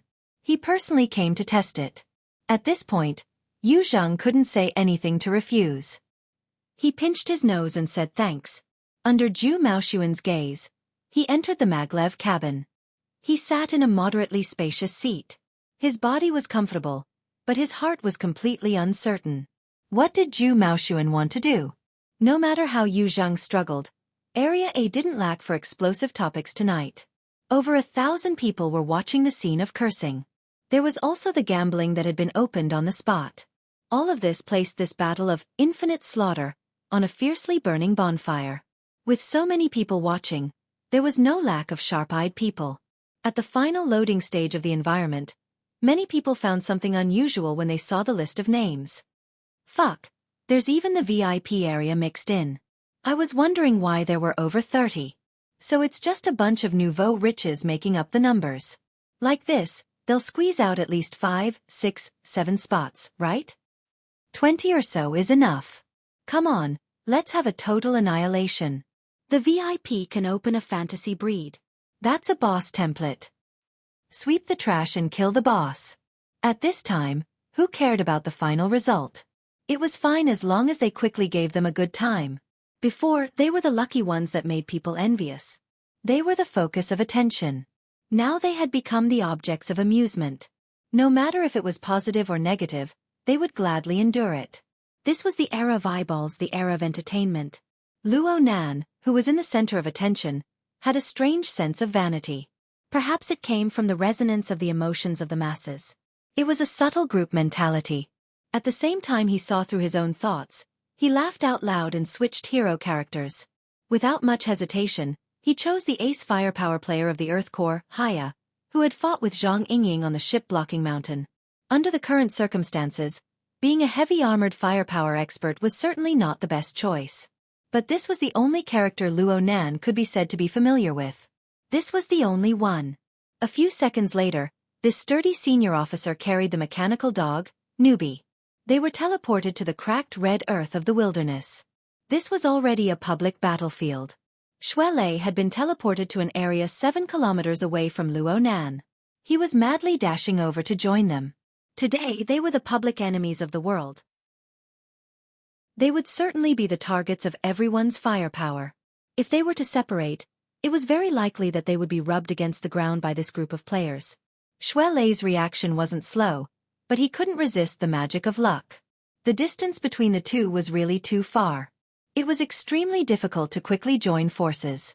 From the results of the FireEye platform scan, Luo Nan could see that there were people charging over to intercept them. They even spoke on the public channel. Purify the environment. Clean up the trash. Clean up the trash first, then communicate. This was the naive type. There was also a group of people who remained silent and concealed themselves. They were cautious and vigilant. This was the economic type. They didn't want to make a loss. But at most, they would fire guns and set off firecrackers as soon as they entered the arena. They would go on a killing spree. This was the casual type. If someone were to question their purpose in coming here, they would definitely retort back with a single sentence. What's the point of blindly talking about a game? I'm happy. Yeah, it was so complicated. Wasn't it tiring? Luo Nan's mind didn't have a fixed plan. He didn't think about success or failure. Ever since the game environment was matched and the battlefield of slaughter began, Sanzhou boxing practice ended. He just came here to pass the time. His consciousness fused into the character of Haya, and he brought Newbie along as he walked forward. But he was a bit far from the center of the battlefield. The movement speed of the heavy firepower gunner was also very moving. When all sides were moving quickly, he didn't know how long it would take for him to bring the first enemy into his range of fire. In this small circle, Mo Peng and the others hated that they couldn't personally participate. They were 10 times more excited than Luo Nan. The group of people screamed, "Taunt! Taunt! Ha!" Voice control. Give Newbie the order. Luo Nan did as he was told. Then he saw the large mechanical dog that carried 2 rounds of ammunition. It barked and ran to the front. It turned around and raised one of its mechanical legs. Then, it peed. Of course, the liquid that rushed out was certainly a special chemical reagent. According to the system settings, it reacted with the red earth and emitted an eye-catching yellow smoke. It rushed into the sky and then turned into a distorted dog face that deserved a beating. Haya, the hero character, also followed the established procedures. He turned the thick gun barrel in his hand and scattered the bullets into the air.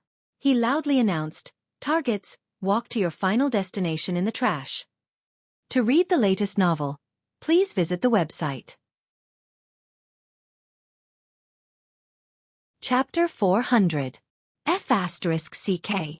How shameful. Luo Nan never thought that it would have this kind of effect. He could not help but curse. Mo Peng and the others were all laughing in their small circle. At this moment, someone exclaimed, "Who's online again?" Luo Nan did not pay attention to the follow-up of this topic. Everyone on the battlefield had noticed his existence due to the effects of the taunt ability. Regardless of whether they were naive, economical, or casual, most of them gathered over here. Luo Nan was not stupid enough to wait for people to come over. He searched for the nearby area most suitable for unleashing his firepower. Disregarding other factors, a hill was enough. He chose a good position at the top of the hill and followed his old method. He erected a platform, maximizing his firepower. Then he waited for the various people to arrive. Noob. Over 1,000 spectators who witnessed this scene had the same thoughts. Absolutely noob. Choosing a heavy firepower user in this environment was already a noob choice. Luo Nan did not have any companions to protect him. He set up his stance in an extremely conspicuous position. He was treating himself as a target. The effects of the taunt smoke were quite good. A target entered the FireEye platform's firing range in a short 30 seconds and was captured by the search radar. The radiation of the electromagnetic waves alerted the enemy. The enemy reacted in time and made evasive movements. Luo Nan did not hesitate at all. He used the default manual mode and pulled the trigger. Too early. Mo Peng, Tian Qi, and Luo Biao screamed together. The short hill in the distance was flattened by the bullets. Smoke and fire rose everywhere. The visual effect was quite good, but after a wave of bullets rained down, the results were practically zero. Luo Nan continued to fire since he did not hit. Mo Peng could not help but shout, "Can you move your finger away from the trigger for a bit?" Before his voice could fade away, the enemy was the first to panic amidst the bullets that filled the sky. He made a meaningless dodge and was hit by a stray bullet. He froze for a moment, and then he was taken away by the chaotic gunfire. Luo Nan muddle-headedly obtained the first kill just like this. The background sound was weak and powerless. First blood. It was like a moan. But area boiled over because of this. The unexpected elimination brought unexpected opportunities.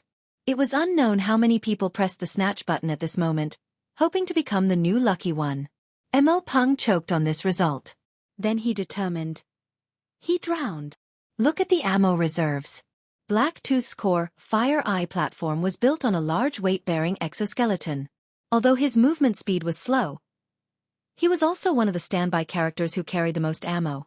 There were 3 of each type of ammunition. Including the one on Newbie's body, there were a total of 4.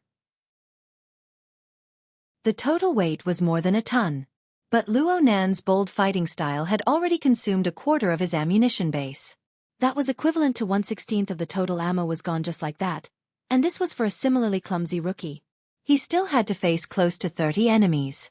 If he used this method, he would definitely run out of ammunition and food. Noob. Remember to leave a bullet for yourself. Otherwise, you'll be jumping into a ring of fire. The so-called jumping into a ring of fire was a term used in the wilderness. The general idea was that one would lose the ability to fight back and be humiliated in public like a circus animal. There were all kinds of weirdos in the game, and Mo Peng was really afraid that his brother would encounter such misfortune. So he was practically shouting at the top of his lungs. Shoot! Shoot! The real enemies were already closing in at this time. There were 5 or 6 people who entered the firing range of the Fire Eye platform one after another. These people weren't stupid. They spread out and closed in from different directions. For a time, the search radar alarms rang out incessantly. Luo Nan turned his head in all directions and roughly assessed the situation. Then, he didn't say anything. He just directly started fighting. The Fire Eye platform radiated a beautiful fan-shaped trajectory. Even though the battlefield was set to be daytime, it was still extremely dazzling. Shooting in all directions. Well, Luo Nan was quite receptive to suggestions. He used burst fire, but the speed was too fast. What difference was there from shooting in all directions? In order to keep up with the tempo of 6 targets, Luo Nan even brought out Blacktooth's most powerful individual weapon, the electromagnetic sniper cannon. Along with the crackling sound of electric currents, most of the precious special ammunition was fired in the blink of an eye. The spectators in Area A fell to the ground in laughter. He can't run. He's a super noob. In just a few breaths of time, 2 base numbers of ammunition were poured out. Everyone watching couldn't help but gasp in admiration. How bold! But it wasn't just the other side that couldn't do it. Luo Nan reaped a double kill amidst the sweeping trajectory of the electromagnetic sniper cannon. The powerful electromagnetic sniper cannon directly blasted a mutant into pieces. At this time, some people could see that Luo Nan had a single bright spot amidst the mess of game skills. His control of the bullet point was pretty good. His coordination ability was adequate. There was practically no way he could fly into the sky or dive into the ground. Otherwise, even with the support of the Fire Eye platform, it wouldn't have been that easy to obtain a double kill. The problem was that there really wasn't enough space. The number of enemies gathered in the surroundings was still increasing due to the previous taunt skill. The inefficient method of attacking in all directions wasted too many opportunities to control the tempo. So much so that there were 5 enemies that entered within a range of 500 meters at nearly the same time. This was originally an effective attack zone for the Fire Eye platform. But under the interference of many parties, Luo Nan's hands and feet were bound. Though the other side didn't have heavy firepower, they still had long-range professions. Luo Nan's Fire Eye platform, which couldn't be moved, was the best target. Bullets began to streak past his body. Some exploded on the platform's defensive armor, causing sparks to fly everywhere. Some of the equipment was damaged. Whether it was Mo Peng, Tian Qi, or Luo Biao, none of them had the energy to do anything right now. It took a long while before they managed to grind out a half-dead sentence. Let's first attack long range. Luo Nan still listened to their advice. He completely ignored the attacks coming from all directions. He concentrated his firepower on his own, hitting half of the third base of ammunition before finally submerging the target. A triple kill. And it was an achievement of consecutive kills. The system's voice became deep and powerful. Haya has activated the killing mode. Okay, at least he didn't lose out on this tortoise punch. Mo Peng and the other staff officers didn't know if they should feel relieved or sullen. Luo Nan asked them for help for the first time at this time.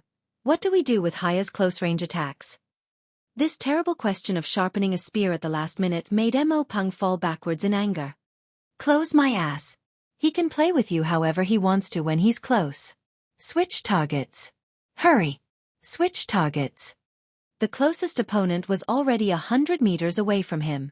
It was a deep blue walker. It was an exoskeleton that possessed both strength and beauty. One couldn't see the rigidity of a machine at all. The deep blue walker launched a snaking maneuver, drifting about. It was obvious that this was a veteran. The FireEye platform's radar was unable to lock onto the deep blue walker effectively. Luo Nan could only rely purely on manual operation at this time. But with Luo Nan's ammunition consumption, he might not be able to touch the deep blue walker even if he used up half of the base of ammunition. Luo Biao sighed in despair. You can call it GG. Haya doesn't have a close-range attack? Luo Nan didn't use his ultimate skill of submerging bullets. Instead, he sank into the pit of close-range attacks. He could only lower his head to look for his equipment. Mo Peng's eyes burned with rage as he watched. He hated that he couldn't just reach out and seize control of the FireEye platform. In the end, it was Tian Chi who pointed out, there's a hand cannon mounted on the right leg. By default, it's a burst shot, but it needs to be changed to a single shot. Otherwise, the recoil will be too strong. Luo Nan simply tossed aside the hindering electromagnetic sniper cannon. He reached out to touch the outside of his right thigh, and the corresponding device was triggered. Sure enough, a sinister hand cannon appeared in his palm. He simply took it. At this time, the deep blue walker had already entered the 30-meter range. It began to push and accelerate, breaking through the sound barrier in the blink of an eye. F***CK. I can't even lift the gun barrel. Luo Nan really didn't lift the gun barrel. Instead, he just pointed it diagonally at the ground and fired a series of bombardments. The gun barrel, which was big enough to fit an infant's fist, pulsed slightly. The ground exploded into dust and smoke, flames, and liquid. A miserable hiss could be heard. The messy red earth suddenly swelled up, and a twisted and broken arthropod screeched as it struggled out. This consumed the last of its health, and it fell to the ground, unable to get up again. Haya kills people like flies. Who can stop him? The system's voice forcefully reached a climax. Whoosh! The gasps of surprise from the spectators of Area A were like the wind blowing across the prairie. They pressed the overgrown emotions into a similar shape. Giant mole cricket. There's actually such a sinister person. But he's dead. Did you see that? The radar didn't give off any warning. It didn't matter what species it was, or which player was driving it. This person was able to deceive the spectators, who had the omniscient view. This was admirable. But the result was that he was blasted into mush by the hand cannon. He died a miserable and sullen death. But how did he discover it? The intense advancement of the battle didn't wait for the spectators to sort out their doubts. The supersonic deep blue walker had already pounced over. The alloy blade pointed forward, and the format of fire circulated on it in a cyclonic fashion. Cyclonic blade. This was already close to a fantasy martial technique. No one had ever seen it used in reality. The might of this blade could be said to be unstoppable. The blade flashed, and the defensive armor of the FireEye platform was directly split into two. It was softer than tofu. As for Luo Nan, he fell backward. His exoskeleton helmet cracked, and he cut an extremely sorry figure. But the moment he fell, the hand cannon, which had been pushed up by the powerful recoil, naturally lifted up. The special ammunition burst forth with sparks. Another burst of fire, and the remaining half of the ammunition in the magazine was emptied. At such a close distance, there was no reason for the bullets to miss as long as the trigger was pulled. The deep blue walker let out a pained cry. The collision at supersonic speeds was quite painful, even with the exoskeleton neutralizing the impact. Luo Nan borrowed the recoil to pull apart the distance. When he landed, he just happened to pick up the electromagnetic sniper cannon he had thrown down. He raised the gun and took aim. The deep blue walker endured the intense pain in his chest and performed a classic evasive maneuver. At the same time, the muzzle of Luo Nan's gun sprayed out a fully charged metal pellet. The heavy pellet pierced through the joint of the deep blue walker's head and neck. Its trajectory deviated slightly upwards, causing the head and half of the chest to explode. Soul strike. The system's voice exploded, Pentakill. The unstoppable Haya has filled the trash bin with the corpses of his enemies. Luo Nen let out a breath, lowered the gun barrel, and chuckled. Other modes of action were hard to grasp, but Luo Nan had made Quantum Corporation one of his imaginary enemies for a month already. How could he not be working hard? Besides, he had watched the Deep Blue Walker fight before. He truly understood the classic movement modes of this toy. He had grasped the rhythm just right. Area A nearly exploded amidst Luo Nan's smile. Luo Nan's series of actions just now. Step shot, flying recoil, abandoning gun, taking gun, soul strike. He had killed 2 people in succession within 5 or 6 seconds. Let alone Mo Pang and the others, the entire group of spectators in Area A went silent for a moment. Then they exploded. F***ck me. What's going on? Mother ***ker.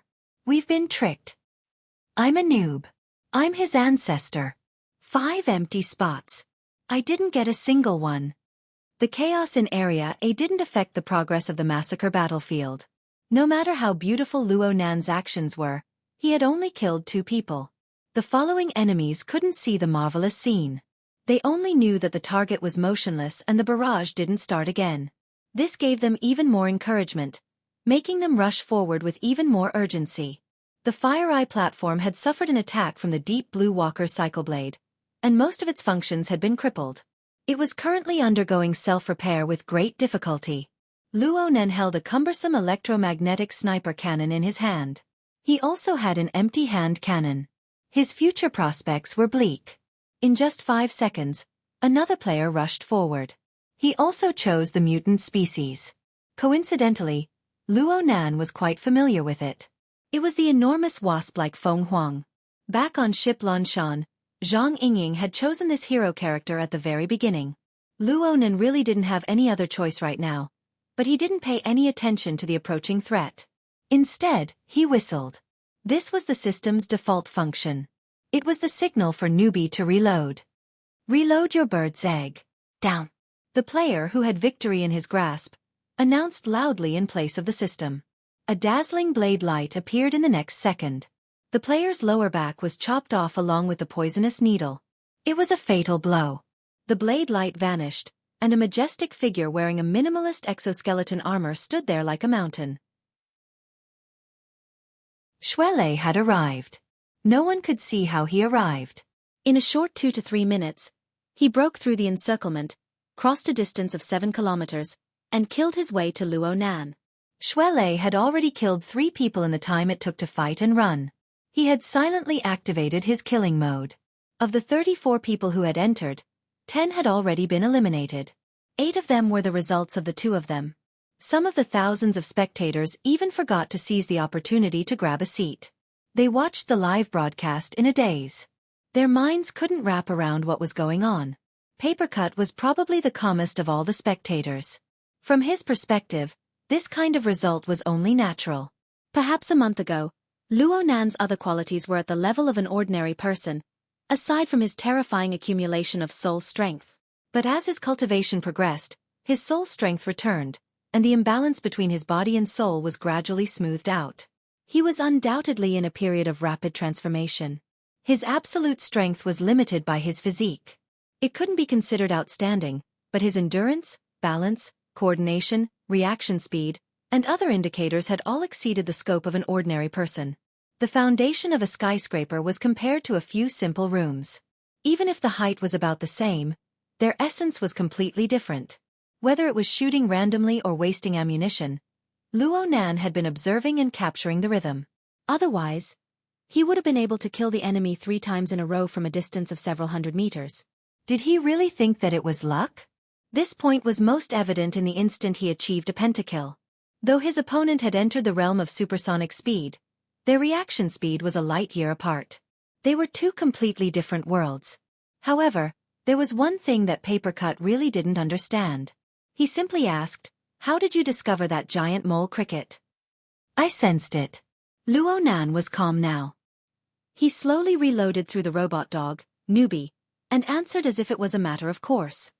"Hee, the sixth sense of a geek. Do you want to compete with us sisters?" Mo Han mocked him mercilessly. Papercut didn't understand it so superficially. Sensed it? Luo Nan was in the virtual world, and he had received guidance. His soul strength was restrained, and layers of electronic signals were transformed. What the hell was he supposed to sense? Chapter 401. It's just a reaction. What else could it be? Luo Nan's answer was very brief, but he wasn't lying or brushing it off. His mental senses had been withdrawn for now, but his senses on the living starry sky level still existed. From his perspective, the surging emotions of the people around him were superficial and passionate. They were like the floating dust in the galaxy. They were affected by the self-format, and they revolved and fluctuated. Luo Nan didn't have the time to study them for now, but there were some particularly clear targets within them. Because of the clear directivity, they posed a threat to him, so he naturally sorted them out.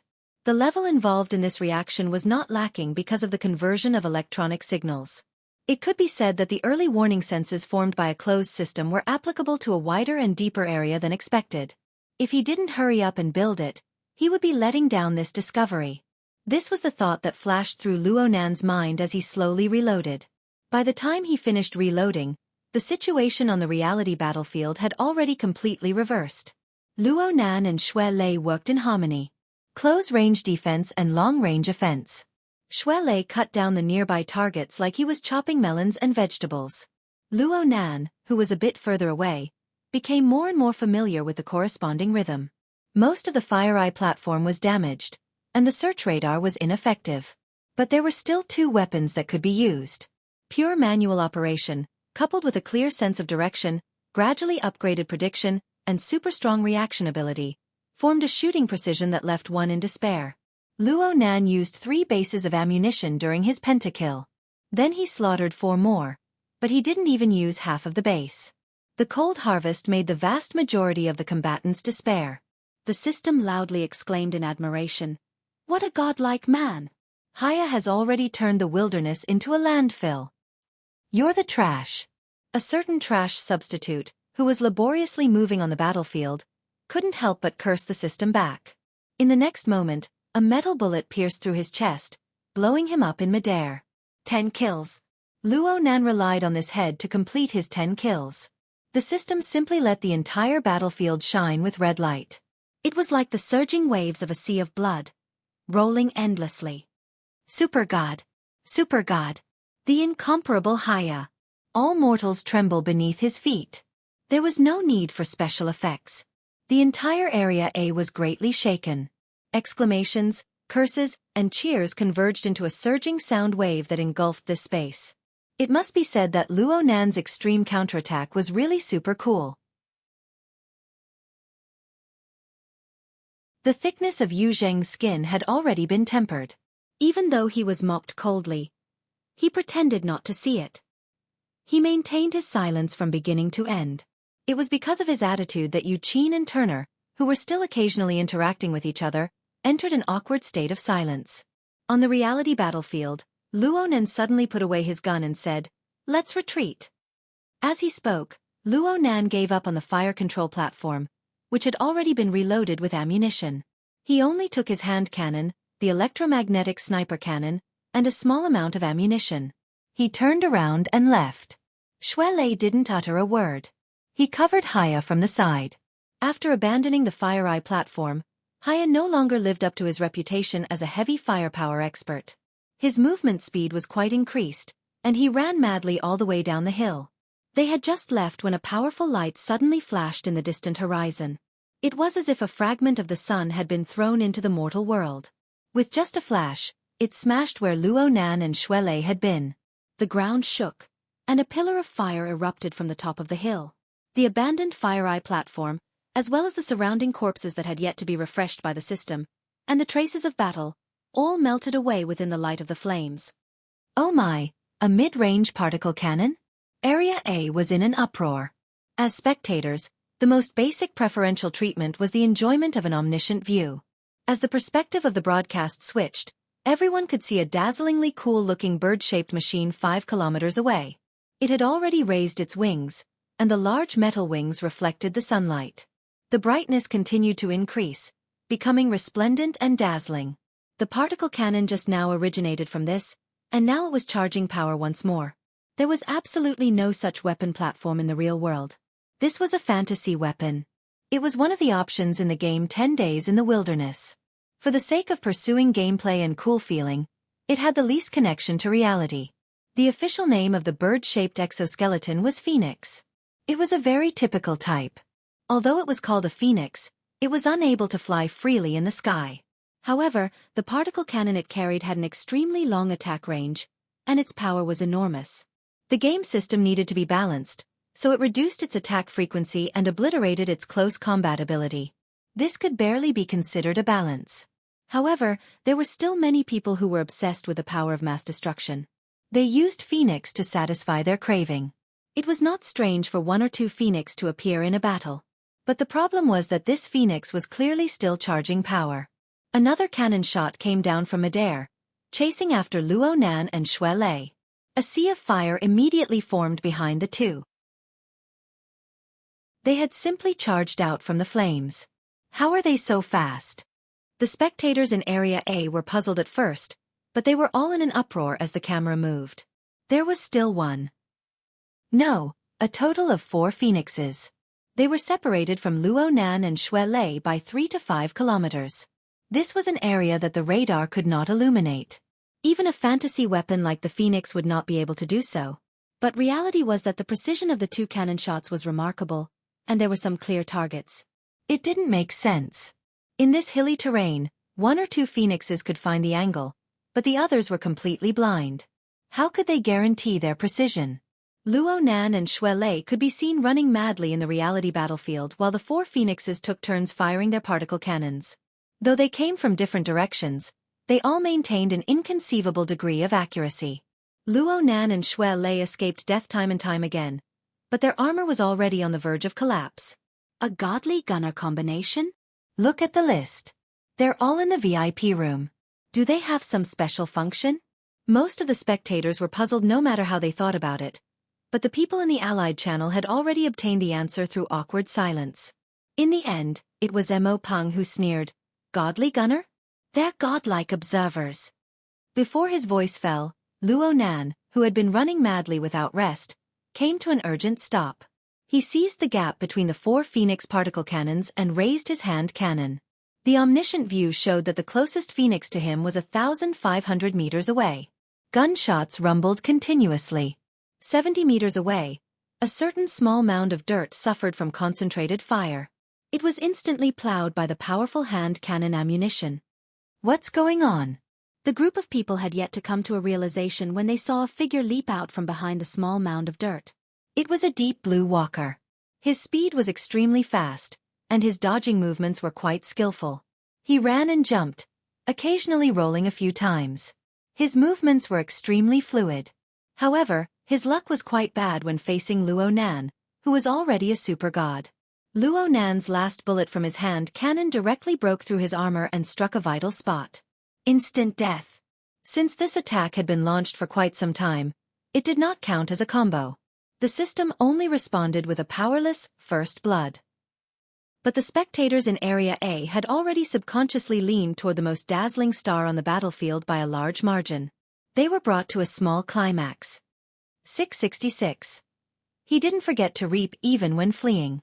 That bro hid himself quite well. He must have been preparing to nest until the very end. A calamity descended from the heavens. Ah no, a super god descended from the heavens. Ha! Where's the particle cannon? Someone finally discovered the problem. From then on, the second wave of particle cannons formed a deviation that seemed to cross the entire Pacific Ocean. Luo Nan was too lazy to move. He climbed up another mound of high ground and used the electromagnetic cannon to snipe at the phoenixes one by one. 4 phoenixes had already been set up and were still in the charging phase. They became the best targets. 3 phoenixes were blasted away by high explosive rounds in a row. Luo Nan activated his killing mode. With great difficulty, the farthest particle cannon had exceeded Luo Nan's firing range. It had calculated the coordinates and was about to charge its power successfully, but Luo Nan, who was on top of the mound, suddenly disappeared the instant before the particle cannon was fired. Your target has left the game. Ha! Luo Nan was stunned for a moment, but his blade suddenly flashed. Xue Lei, who had been hiding and moving swiftly, was killed painfully. Everything turned to ash. F***me. Banging sounds rang out from within the maglev cabin. The 4 second generations that were participating in the battle exited the cabin one after another. All of them were gnashing their teeth. Zhu Maoshuan didn't join the game, but his expression was extremely ugly. Someone shouted, "That bro named you is really useless. He can't even hide properly?" If he persisted for another 5 seconds, he would have definitely killed those two.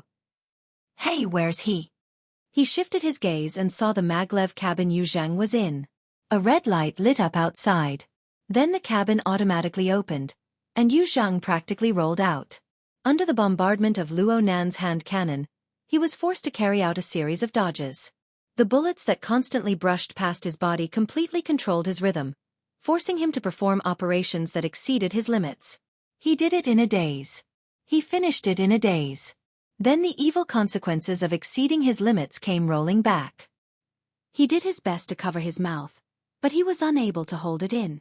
The alcohol and snacks he had stuffed into his stomach sprayed out through the gaps between his fingers. There was even quite a bit that splashed onto his face. Chapter 402. Super God Haya, who already held the absolute advantage, suddenly logged off. His partner, who was unparalleled in close combat, did the same after killing the last phoenix. This behavior didn't conform to the logic of a normal person. It caused the onlookers in Area A to discuss spiritedly. There were even some who shouted about shady dealings. It was a scene of chaos. The VIP room was also a mess. Yu Zhang struggled in his own vomit. Snot and tears sprayed out. The physiological effects and psychological effects of this were probably the same. The room's self-cleaning system was activated, and a multifunctional robot came up to clean. The group of second-generation kids were avoiding snakes and scorpions. No one could stay in the room any longer. Zhu Ling, who had been sitting on the sofa all this time, stood up and walked outside. "Brother!" Zhu Maoshuan shouted and hurriedly chased after him. Before he left, he instructed Fan Chu, "Take this brother. No, let's switch rooms first. You watch him. You can go over after you clean up." Zhu Maoshuan didn't pay attention to Fan Chu's reaction after he finished speaking. He directly chased after Zhu Ling. When he reached the door, he saw Zhu Ling communicating with someone through his wristband. He hadn't gone far. Zhu Maoshuan breathed a sigh of relief, but he also had a headache. He hated Luo Nan and Tianxi ever since the disastrous failure of his courtship at Ocean Sky Cloud City. He had been looking for an opportunity to vent his anger. Tonight, he learned from Fan Chu that Luo Nan and Tianxi had come over. He wanted to trip them up and give this adulterous couple a taste of his own medicine. It wasn't that he couldn't do it, but he wouldn't have any face to do so.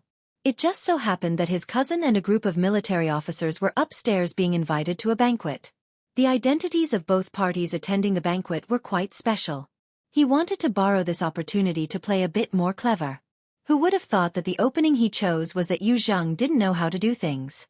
He had people evacuate the room early on, causing a disturbance in the hero seat. Zhu Maoshuan had been impulsive for a moment.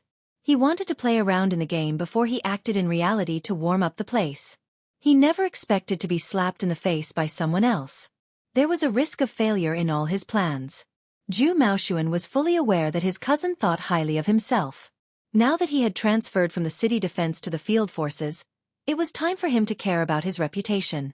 It wasn't a big deal to help him out normally, but if he did things too viciously, Zhu Maoshuan probably wouldn't put in any effort. His mind was spinning like a windmill, thinking of how to persuade her. Unexpectedly, Zhu Ling glanced at him. When he picked up the phone, he no longer used the guttural ventriloquism that the military was accustomed to. He switched to normal speech mode. "Little brother Wei Can. Yes, I'm still down at Frost River Reality." Zhu Maoshuan's ears perked up as soon as he heard the 3 words younger brother Wei Can. His plan for tonight's most ideal situation, aside from his older cousin Zhu Ling, also included dragging this younger brother Wei Can into the water. It was just that he wasn't sure if the rumors he'd heard were useful or not. He could only deal with it as a contingency plan. Zhu Ling glanced at him again and said his name. "Yes, it's Maoshuan." There's no need. I'm almost done here. I'll go up immediately. As soon as Zhu Maoshuan heard this, he thought, this is bad. He didn't care if he would anger Zhu Ling as he gestured repeatedly. Zhu Ling ignored him and continued to exchange pleasantries. Just when Zhu Maoling was about to give up all hope, the topic suddenly changed. All right, I'll wait for you for a while. Zhu Maoshuan nearly choked and forgot to be happy. Zhu Ling hung up and turned his head to look at Zhu Maoshuan. Aren't you waiting for him? Zhu Maoshuan knew that he could not play dumb in front of Zhu Ling, so he no longer concealed it. A happy expression appeared on his face as he cupped his hands in thanks. It's all thanks to you, Brother Ling. Zhu Ling's face was indifferent, but his eyes were very sharp. That Chen fellow is arrogant to his bones. He never gives favors for free. It seems that he's plotting something big this time. Zhu Maoshuan thought to himself. Nonsense. He's the vice president of the student council. His father is the deputy chief of staff of the city defense army. Everyone knows that he's plotting something when he finds someone from your field army for a drink despite being 2 streets away. Thinking about it, Chen Weikan is about to graduate. Perhaps he's starting to pave the way for his future? He's not going to continue his studies and is going to develop his career in the military? Zhu Maoshuan didn't care about what Chen Weikan was plotting. He only cared about tonight's grand plan to trample on people. He only cared about whether or not it would be carried out smoothly. He laughed mischievously. I invited him to drink some wine and meet his underlings. What kind of favor is that? Zhu Ling stared at him. What about going a step further? Zhu Maoshuan gave a crafty smile. That's what I owe you, Brother Ling. Seeing him like this, Zhu Ling suddenly laughed. All right, it just so happens that there's something I need your help with. Zhu Maoshuan's heart was empty, but he quickly patted his chest. Brother Ling, I will absolutely not discount your orders. As they were speaking, the door to the VIP room in the back opened. Fan Chu hurriedly came out and saw his brothers chatting outside the door. He was a bit embarrassed, but he forced a smile and dodged towards the corridor. Zhu Maoshuan was a bit annoyed when he saw this. What are you doing? Didn't I tell you to change rooms? Fan Chu hurriedly said, Young Master Sun, I'm going to handle this matter. Please wait a moment. What about that Yu Zheng in the room? I've already called someone. Here, they're coming. I guarantee that they'll sober him up quickly and clean him up. Zhu Maoshuan saw that there really was a waiter coming over. He grunted and raised his chin, telling Fan Chu to get lost. Zhu Ling muttered to himself in silence while Zhu Maoshuan was berating Fan Chu. It wasn't until the waiter walked past him and entered the VIP room that he opened his mouth and said, In a moment before Chen Weikan arrives, go to that room. Not together? No. You go first. You go together with that Yu Zheng. Zhu Ling glanced at his cousin and spoke with a tone that could not be refused. Just the two of you. Zhu Maoshuan was stunned. This didn't seem right. While Zhu Maoshuan was dizzy, Fan Chu's head was full of questions. He was very vexed. From his perspective, Zhu Maoshuan's request to change rooms was preposterous. Everyone knew that resources like the VIP room had to be reserved. Now that Frost River reality was full, changing rooms was easier said than done. Fortunately, his luck was pretty good tonight. After a delay of 2 minutes, there was a VIP room that wanted to check out.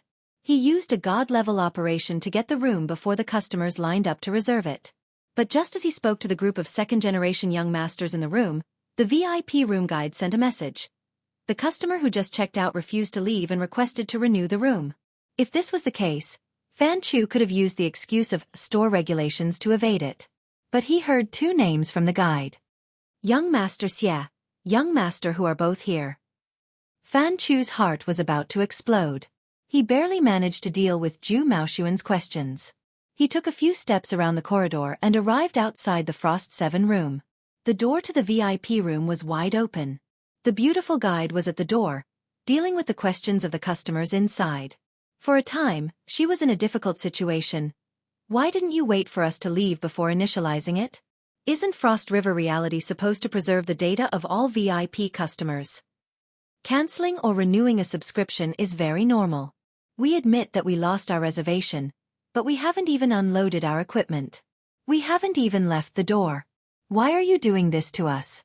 We won't make things difficult for you. Where's Yin Lu? You can have her come over and communicate with us. Fan Chu's heart was filled with bitterness when he heard the name Yin Lu.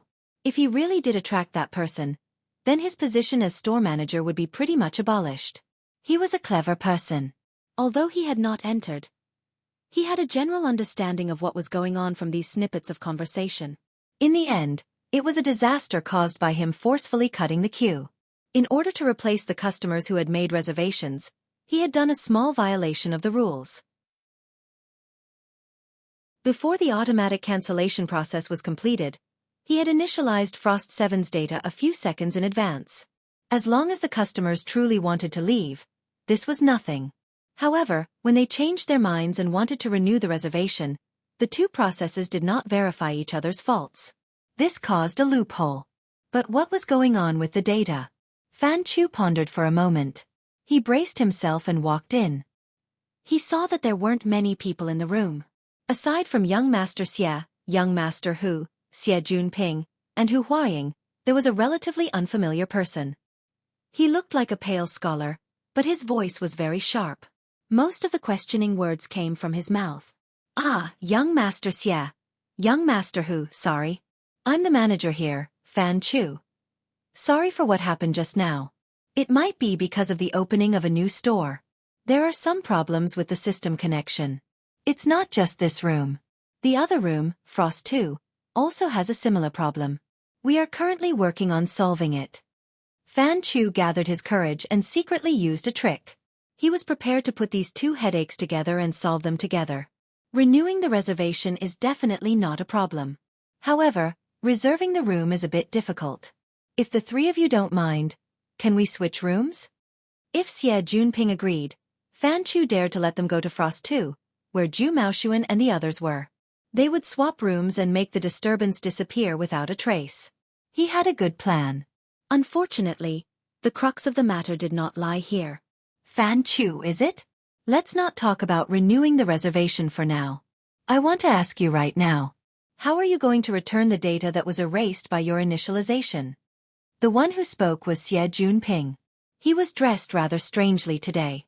He wore a retro training suit and a buttoned gown that was loose from top to bottom. At first glance, he really did have the air of an immortal. It was just that his face was dark and his mood was terrible. That's right. Who cares about this shitty room? We want the data. The data. The brother with the shrill voice was certainly a bit neurotic.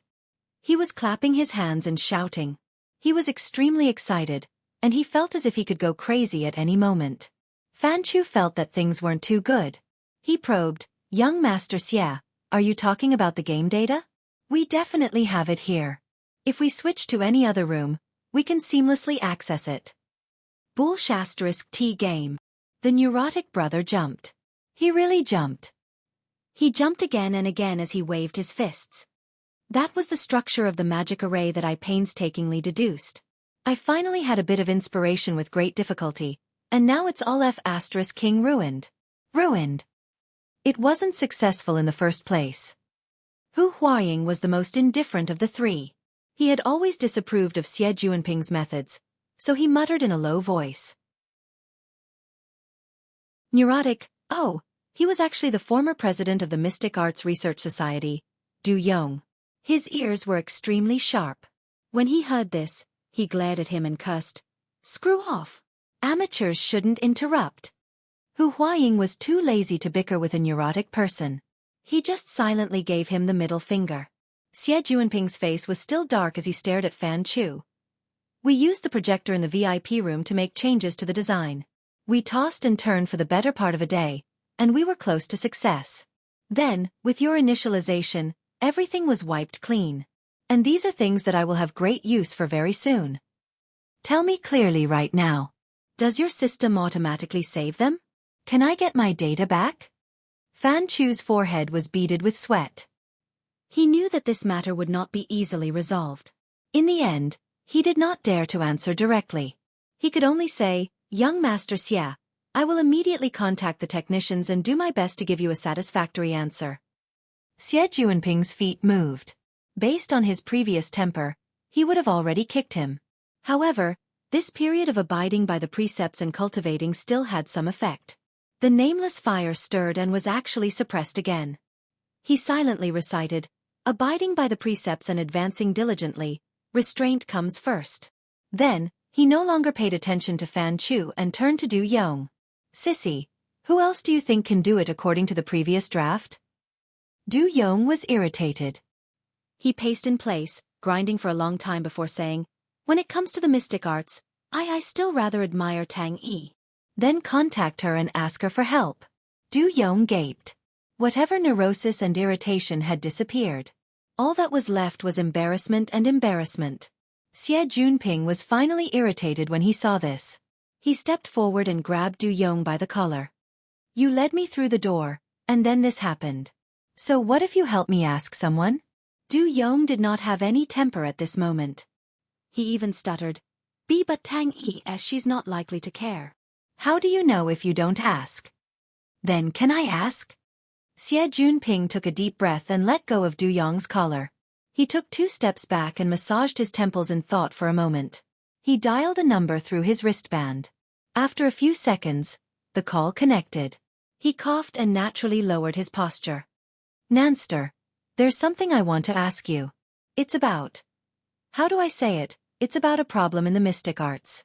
Aren't you very good at, very interested in this? So, I want to ask about this thing about magical arrays. Xie Junping's stuttering appearance was too different from before. Even Du Yong, who was conflicted about whether or not to call Tang Yi, could not help but turn his head to look. Xie Junping did not care about this. He walked a few steps deeper into the room and grunted in response. Suddenly, he raised his voice. Hey, you're at Frost River Reality? Which store? Aurora Cloud City. Holy crap. Xie Junping suddenly became excited. Hurry up. Hurry up. I'm at Frost 7 in the VIP area. Husseiner and Sissy Du are also here. Can't leave? Entertaining friends? That group. Can I go? Which room? Luxury room A. Frost 7. Okay, we'll be right there. He hung up and clapped his hands. Don't worry about this for now. Hey, Sissy Du, did you get through? Du Yong responded with a bitter face. Tang Yi said she has a party tonight, a date tomorrow, and a mission the day after tomorrow. She won't take any orders. Xie Junping rolled his eyes. Then let's disband. Nanster and his friends are here. Let's go meet them. Yeah, let's see if there are any other opportunities to turn things around. As he spoke, his gaze turned to Fan Chu. You, prepare 4 exquisite fruit platters and enough alcohol. Oh no. Non-alcoholic drinks. Send them to Frost 7. Be quick. Also, we can't delay here. Hey, why are you in a daze? Do you remember? Frost 7. Frost 7. How could Fan Chu not remember? He had personally given this room to Yu Zheng an hour ago to give him face. There was indeed a young man called Nanster inside. He was Zhu Maoshuan's target tonight. And he was also deeply involved in it. Fan Chu's mind buzzed. Every word that entered his ears seemed to carry a tone of ridicule. He did not make a sound. With great difficulty, he used his many years of habit to nod in agreement. Then he turned around in a panic, forgetting that the guide was behind him. His foot hooked onto the guide's high heels. His body instantly lost balance and he fell forward. Ah! The guide cried out involuntarily.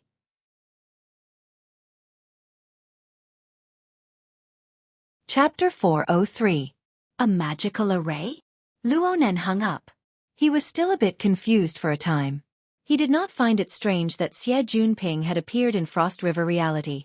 However, he had not understood the logic behind the topic of mystic arts. Speaking of the mystic arts and magical arrays, Luonan could transfer a few people to teach Xie Junping with his current connections.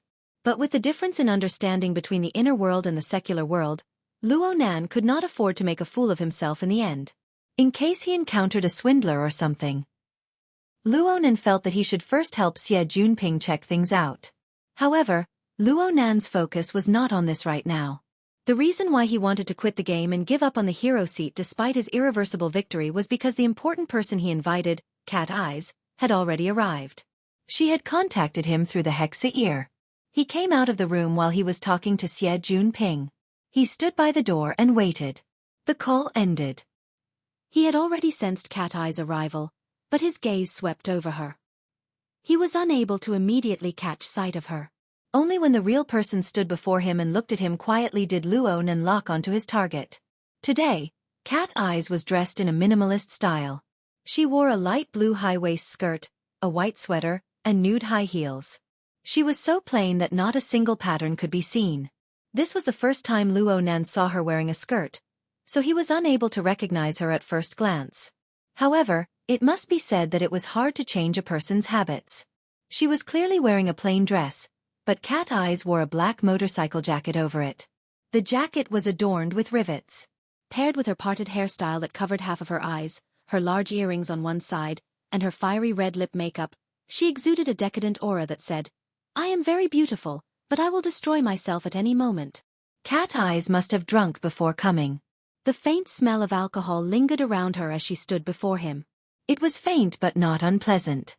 In his heart, Luo Nan felt that Cat Eye's current outfit was very beautiful.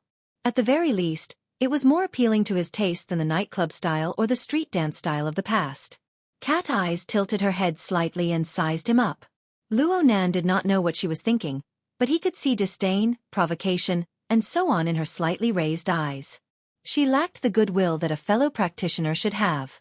In the next moment, a smile blossomed on Cat Eye's face and lips. It was just like her makeup.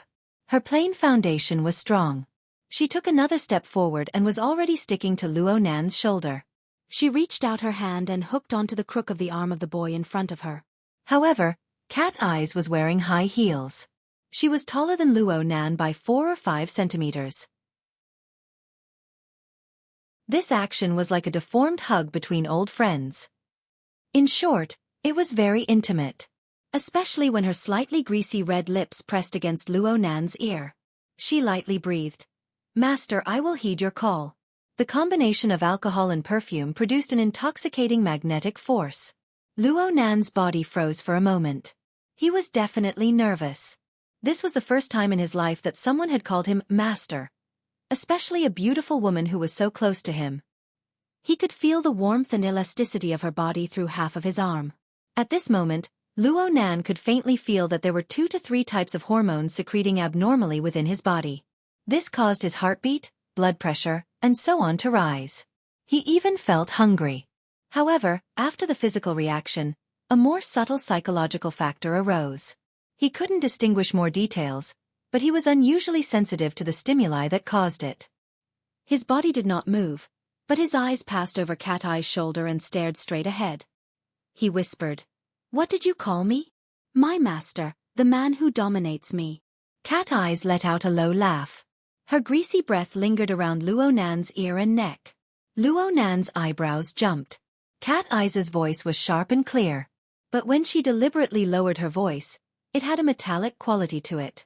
It was like a light and thin blade scraping away fine lint while sticking close to a person's skin.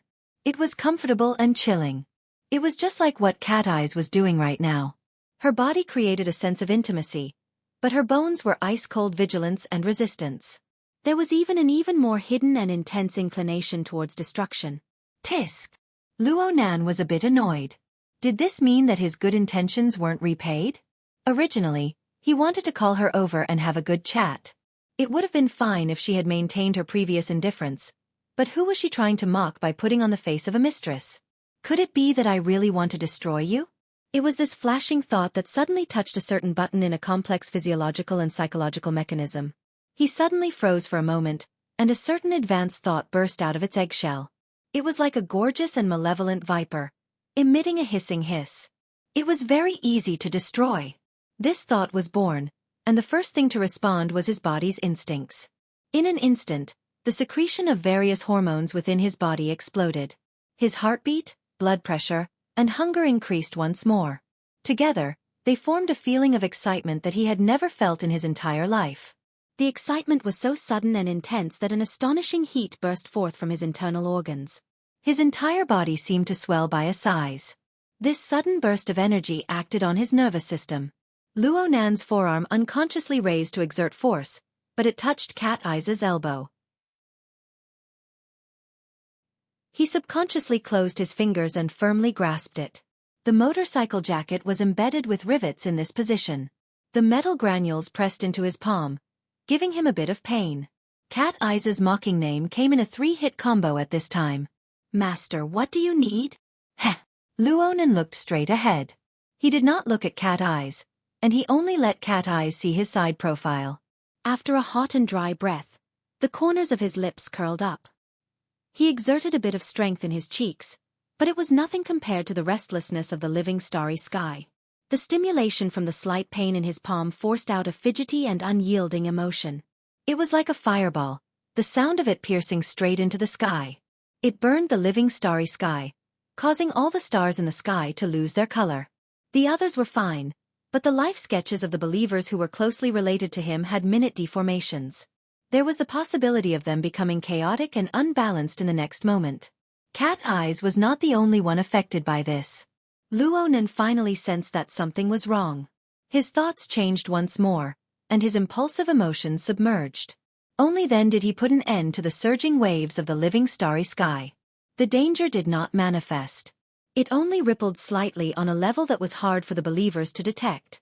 And Cat Eyes clearly did not sense it at all. So in essence, Cat Eyes was just saying it. She was powerless against her own fate. How pitiful!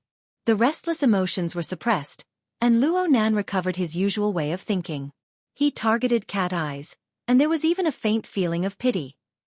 TSK, this description was far too hypocritical. In any case, Luonan temporarily erased those extreme thoughts. The difference in the positioning of the living starry sky naturally pushed his state of mind to a higher level. It erased most of his misgivings, allowing him to speak more leisurely and casually. Let's call you something else. This name is too funny. Cat Eyes did not know that a deadly storm had silently arisen in the space of a single breath. It had silently dispersed. Her heart was filled with negative emotions, but they were pushed to her face. They transformed into endless mockery and stimulation. So my boss. Up to you. Luonan actually had some self-awareness of being a boss. Perhaps in Cat Eyes' eyes, he had a similar image. There was no point in forcefully seeking to change it. He was still holding Cat Eyes' elbow at this time, and the two's bodies were pressed together in a more powerful manner. It was fine when Luonan was in a restless mood, but something was wrong now. Luonan took the initiative to let go and spoke softly. Brother Papercut will come over in a bit. I'll wait for him here. You go in first. Leicester is inside. Cat Eyes was clearly stunned when she heard the names Papercut and Shuelei. This situation was a bit different from what she had imagined. She felt a bit awkward. Perhaps. Yes, boss. In the end, Cat Eyes let go of Luonan's arm. She wore a smile that was both intoxicated and mocking as she walked into the room. Luonan did not move at all. After he let go, his slightly outstretched arm was actually stiff. Of course, his words were just an excuse. He had contacted Papercut long ago. Papercut and Tianxi were in the strategy room right now. They would come over in a moment. It wasn't like he didn't know the place. What was there to welcome? The reason why he said this was because he needed a buffer. Tonight's meeting was far from what he had originally imagined. Without Papercut, not only did he not know what to say, but his mood was also off. Yes, the restlessness that he had just suppressed had come to add to the chaos after Cat Eyes left. The entrance to the luxurious room was wooden. Area A's 2D and 3D interweaved. The gorgeous and bewildering light and shadow effects made him even more annoyed. Advertisements were inevitable in such a crowded area. 7 or 8 out of 10 advertisements were supported by handsome men and beautiful women. Luonan had seen them in the past, but now that he saw the beautiful female stars flashing across the hologram, his feelings were different. It really was different. Back when he was facing Cat Eyes, he had only used simple concepts and descriptions.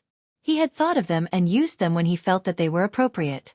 But now, under the bewildering light and shadow, these rigid concepts were like the residual sensations on half of his body. They were faintly discernible, but they came alive one after another. The entire world that operated according to established laws and principles was becoming more and more complex and chaotic. Luonan subconsciously licked his lips.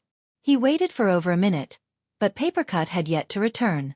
Even Xie Junping, who said he would come to ask for guidance, was nowhere to be seen. Though there were only Cat Eyes and Shui Lei in the room, the atmosphere was strangely harmonious. They were chatting happily. All of this was reflected in Luo Nan's sensory network. It was as if he could see it with his own eyes. Shui Lei asked Cat Eyes about her occupation. He was very curious about the lifestyle of a veteran ability user. Cat Eyes picked up a piece of fruit and answered casually, "I'm just an ordinary dance teacher. I partnered up with someone to establish a studio. It's mainly for short-term training in the entertainment circle. Occasionally, I'll do some choreography." "Wow, you get to meet a lot of celebrities?" "Not really. I mainly train newcomers. There are quite a few silly, sweet, and black-bellied women who dream of being a celebrity. But a considerable portion of them might go drink and sing with celebrities in the blink of an eye. It's very interesting." Cat Eyes said to Shui Lei with a smile, "If you have the time, you can come to my place to earn some extra money. You can get to know some pretty girls." She gestured to Shui Lei, "A young, strong and fit coach like you. Those women would love nothing more than to swallow you whole." Shui Lei's face immediately flushed red. He waved his hand over and over. I don't know how to dance." Traditional martial arts routines are also a type of dance. Even though live-action movies have declined, there has always been a market for superpowers, martial arts, and the like. Many management companies have a demand in this area. I still have to go help out with the gym master." Shui Lei still couldn't quite accept such a dirty topic. He found an excuse for himself with great difficulty, but the heavens knew that Divine Yu Gym was about to close down.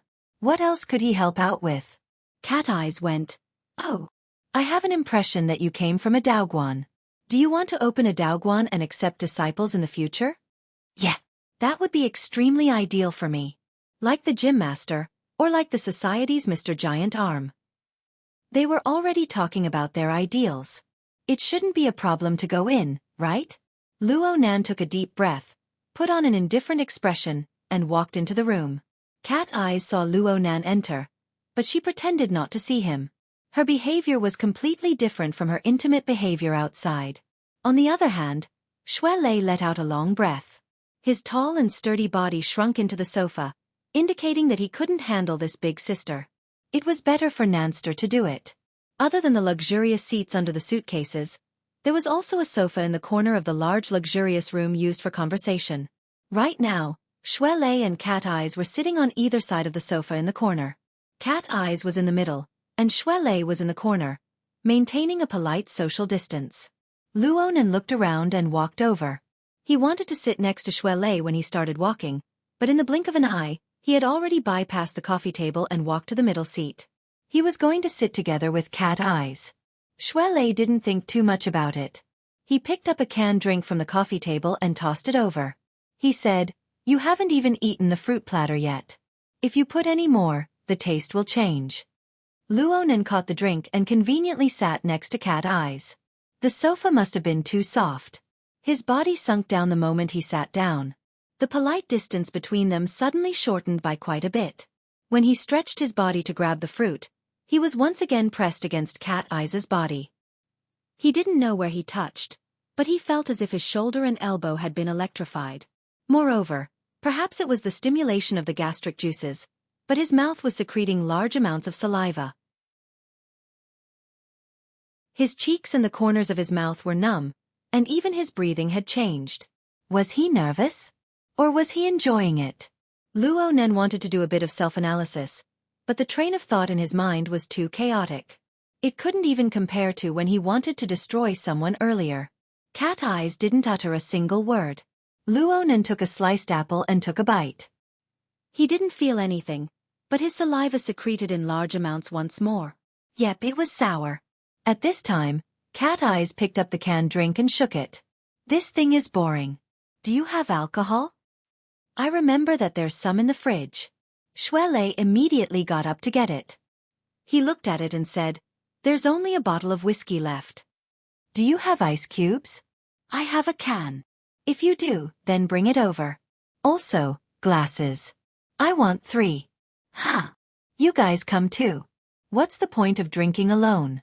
We're all underage." Shui Lei expressed that he was an obedient child. Cat Eyes laughed wantonly. Minors don't drink because their organs haven't fully developed. The stimulation of alcohol will bury hidden dangers. But you guys are already ability users. What are you afraid of? Shuelei was a bit conflicted, but he still tossed and turned in front of the fridge. Cat Eyes took advantage of Shuelei's back, facing her to lean toward Luo Nan. Her red lips whispered by his ear. Boss, if you want to take advantage of me, hard liquor is a good reason. This is my suggestion. She laughed as she spoke, releasing a seemingly never-ending stream of mockery. Not only toward Luo Nan, but also toward herself. Her slender neck leaned forward, and her half-length hair fell down like a thin curtain. It was the only thing that covered the two's faces. The fragrance and smell of alcohol entered his nose in the most direct way. Luo Nan's mind buzzed for a moment. His internal and external senses were all warped. He only remembered turning his head, and his lips streaked across the smooth and slightly damp curtain of hair. He touched the side of the exquisite and smooth forehead and stopped there. It was hard to continue, but he was unwilling to move away. Nanster, I'm here. Xie Junping pushed open the door in a hurry, guiding the bewildering lights of Area A. It just so happened to shine on the bodies of the two figures on the sofa. His footsteps slowed, and Hu Huaying bumped into his back from behind. Then Mo Han's clear voice rang out behind them. Hey, who are you guys? Shuelei, who was furthest inside, turned his head. Then his hand shook, and a small portion of the alcohol poured over the ice cubes in the glass. A small portion spilled onto the carpet. The luxurious room suddenly became lively. For the fastest novel reading without errors, please visit You're tuning in to the Xiaofan's Wuxia Tales YouTube channel. Don't forget to subscribe and join us on this journey to catch the most captivating stories.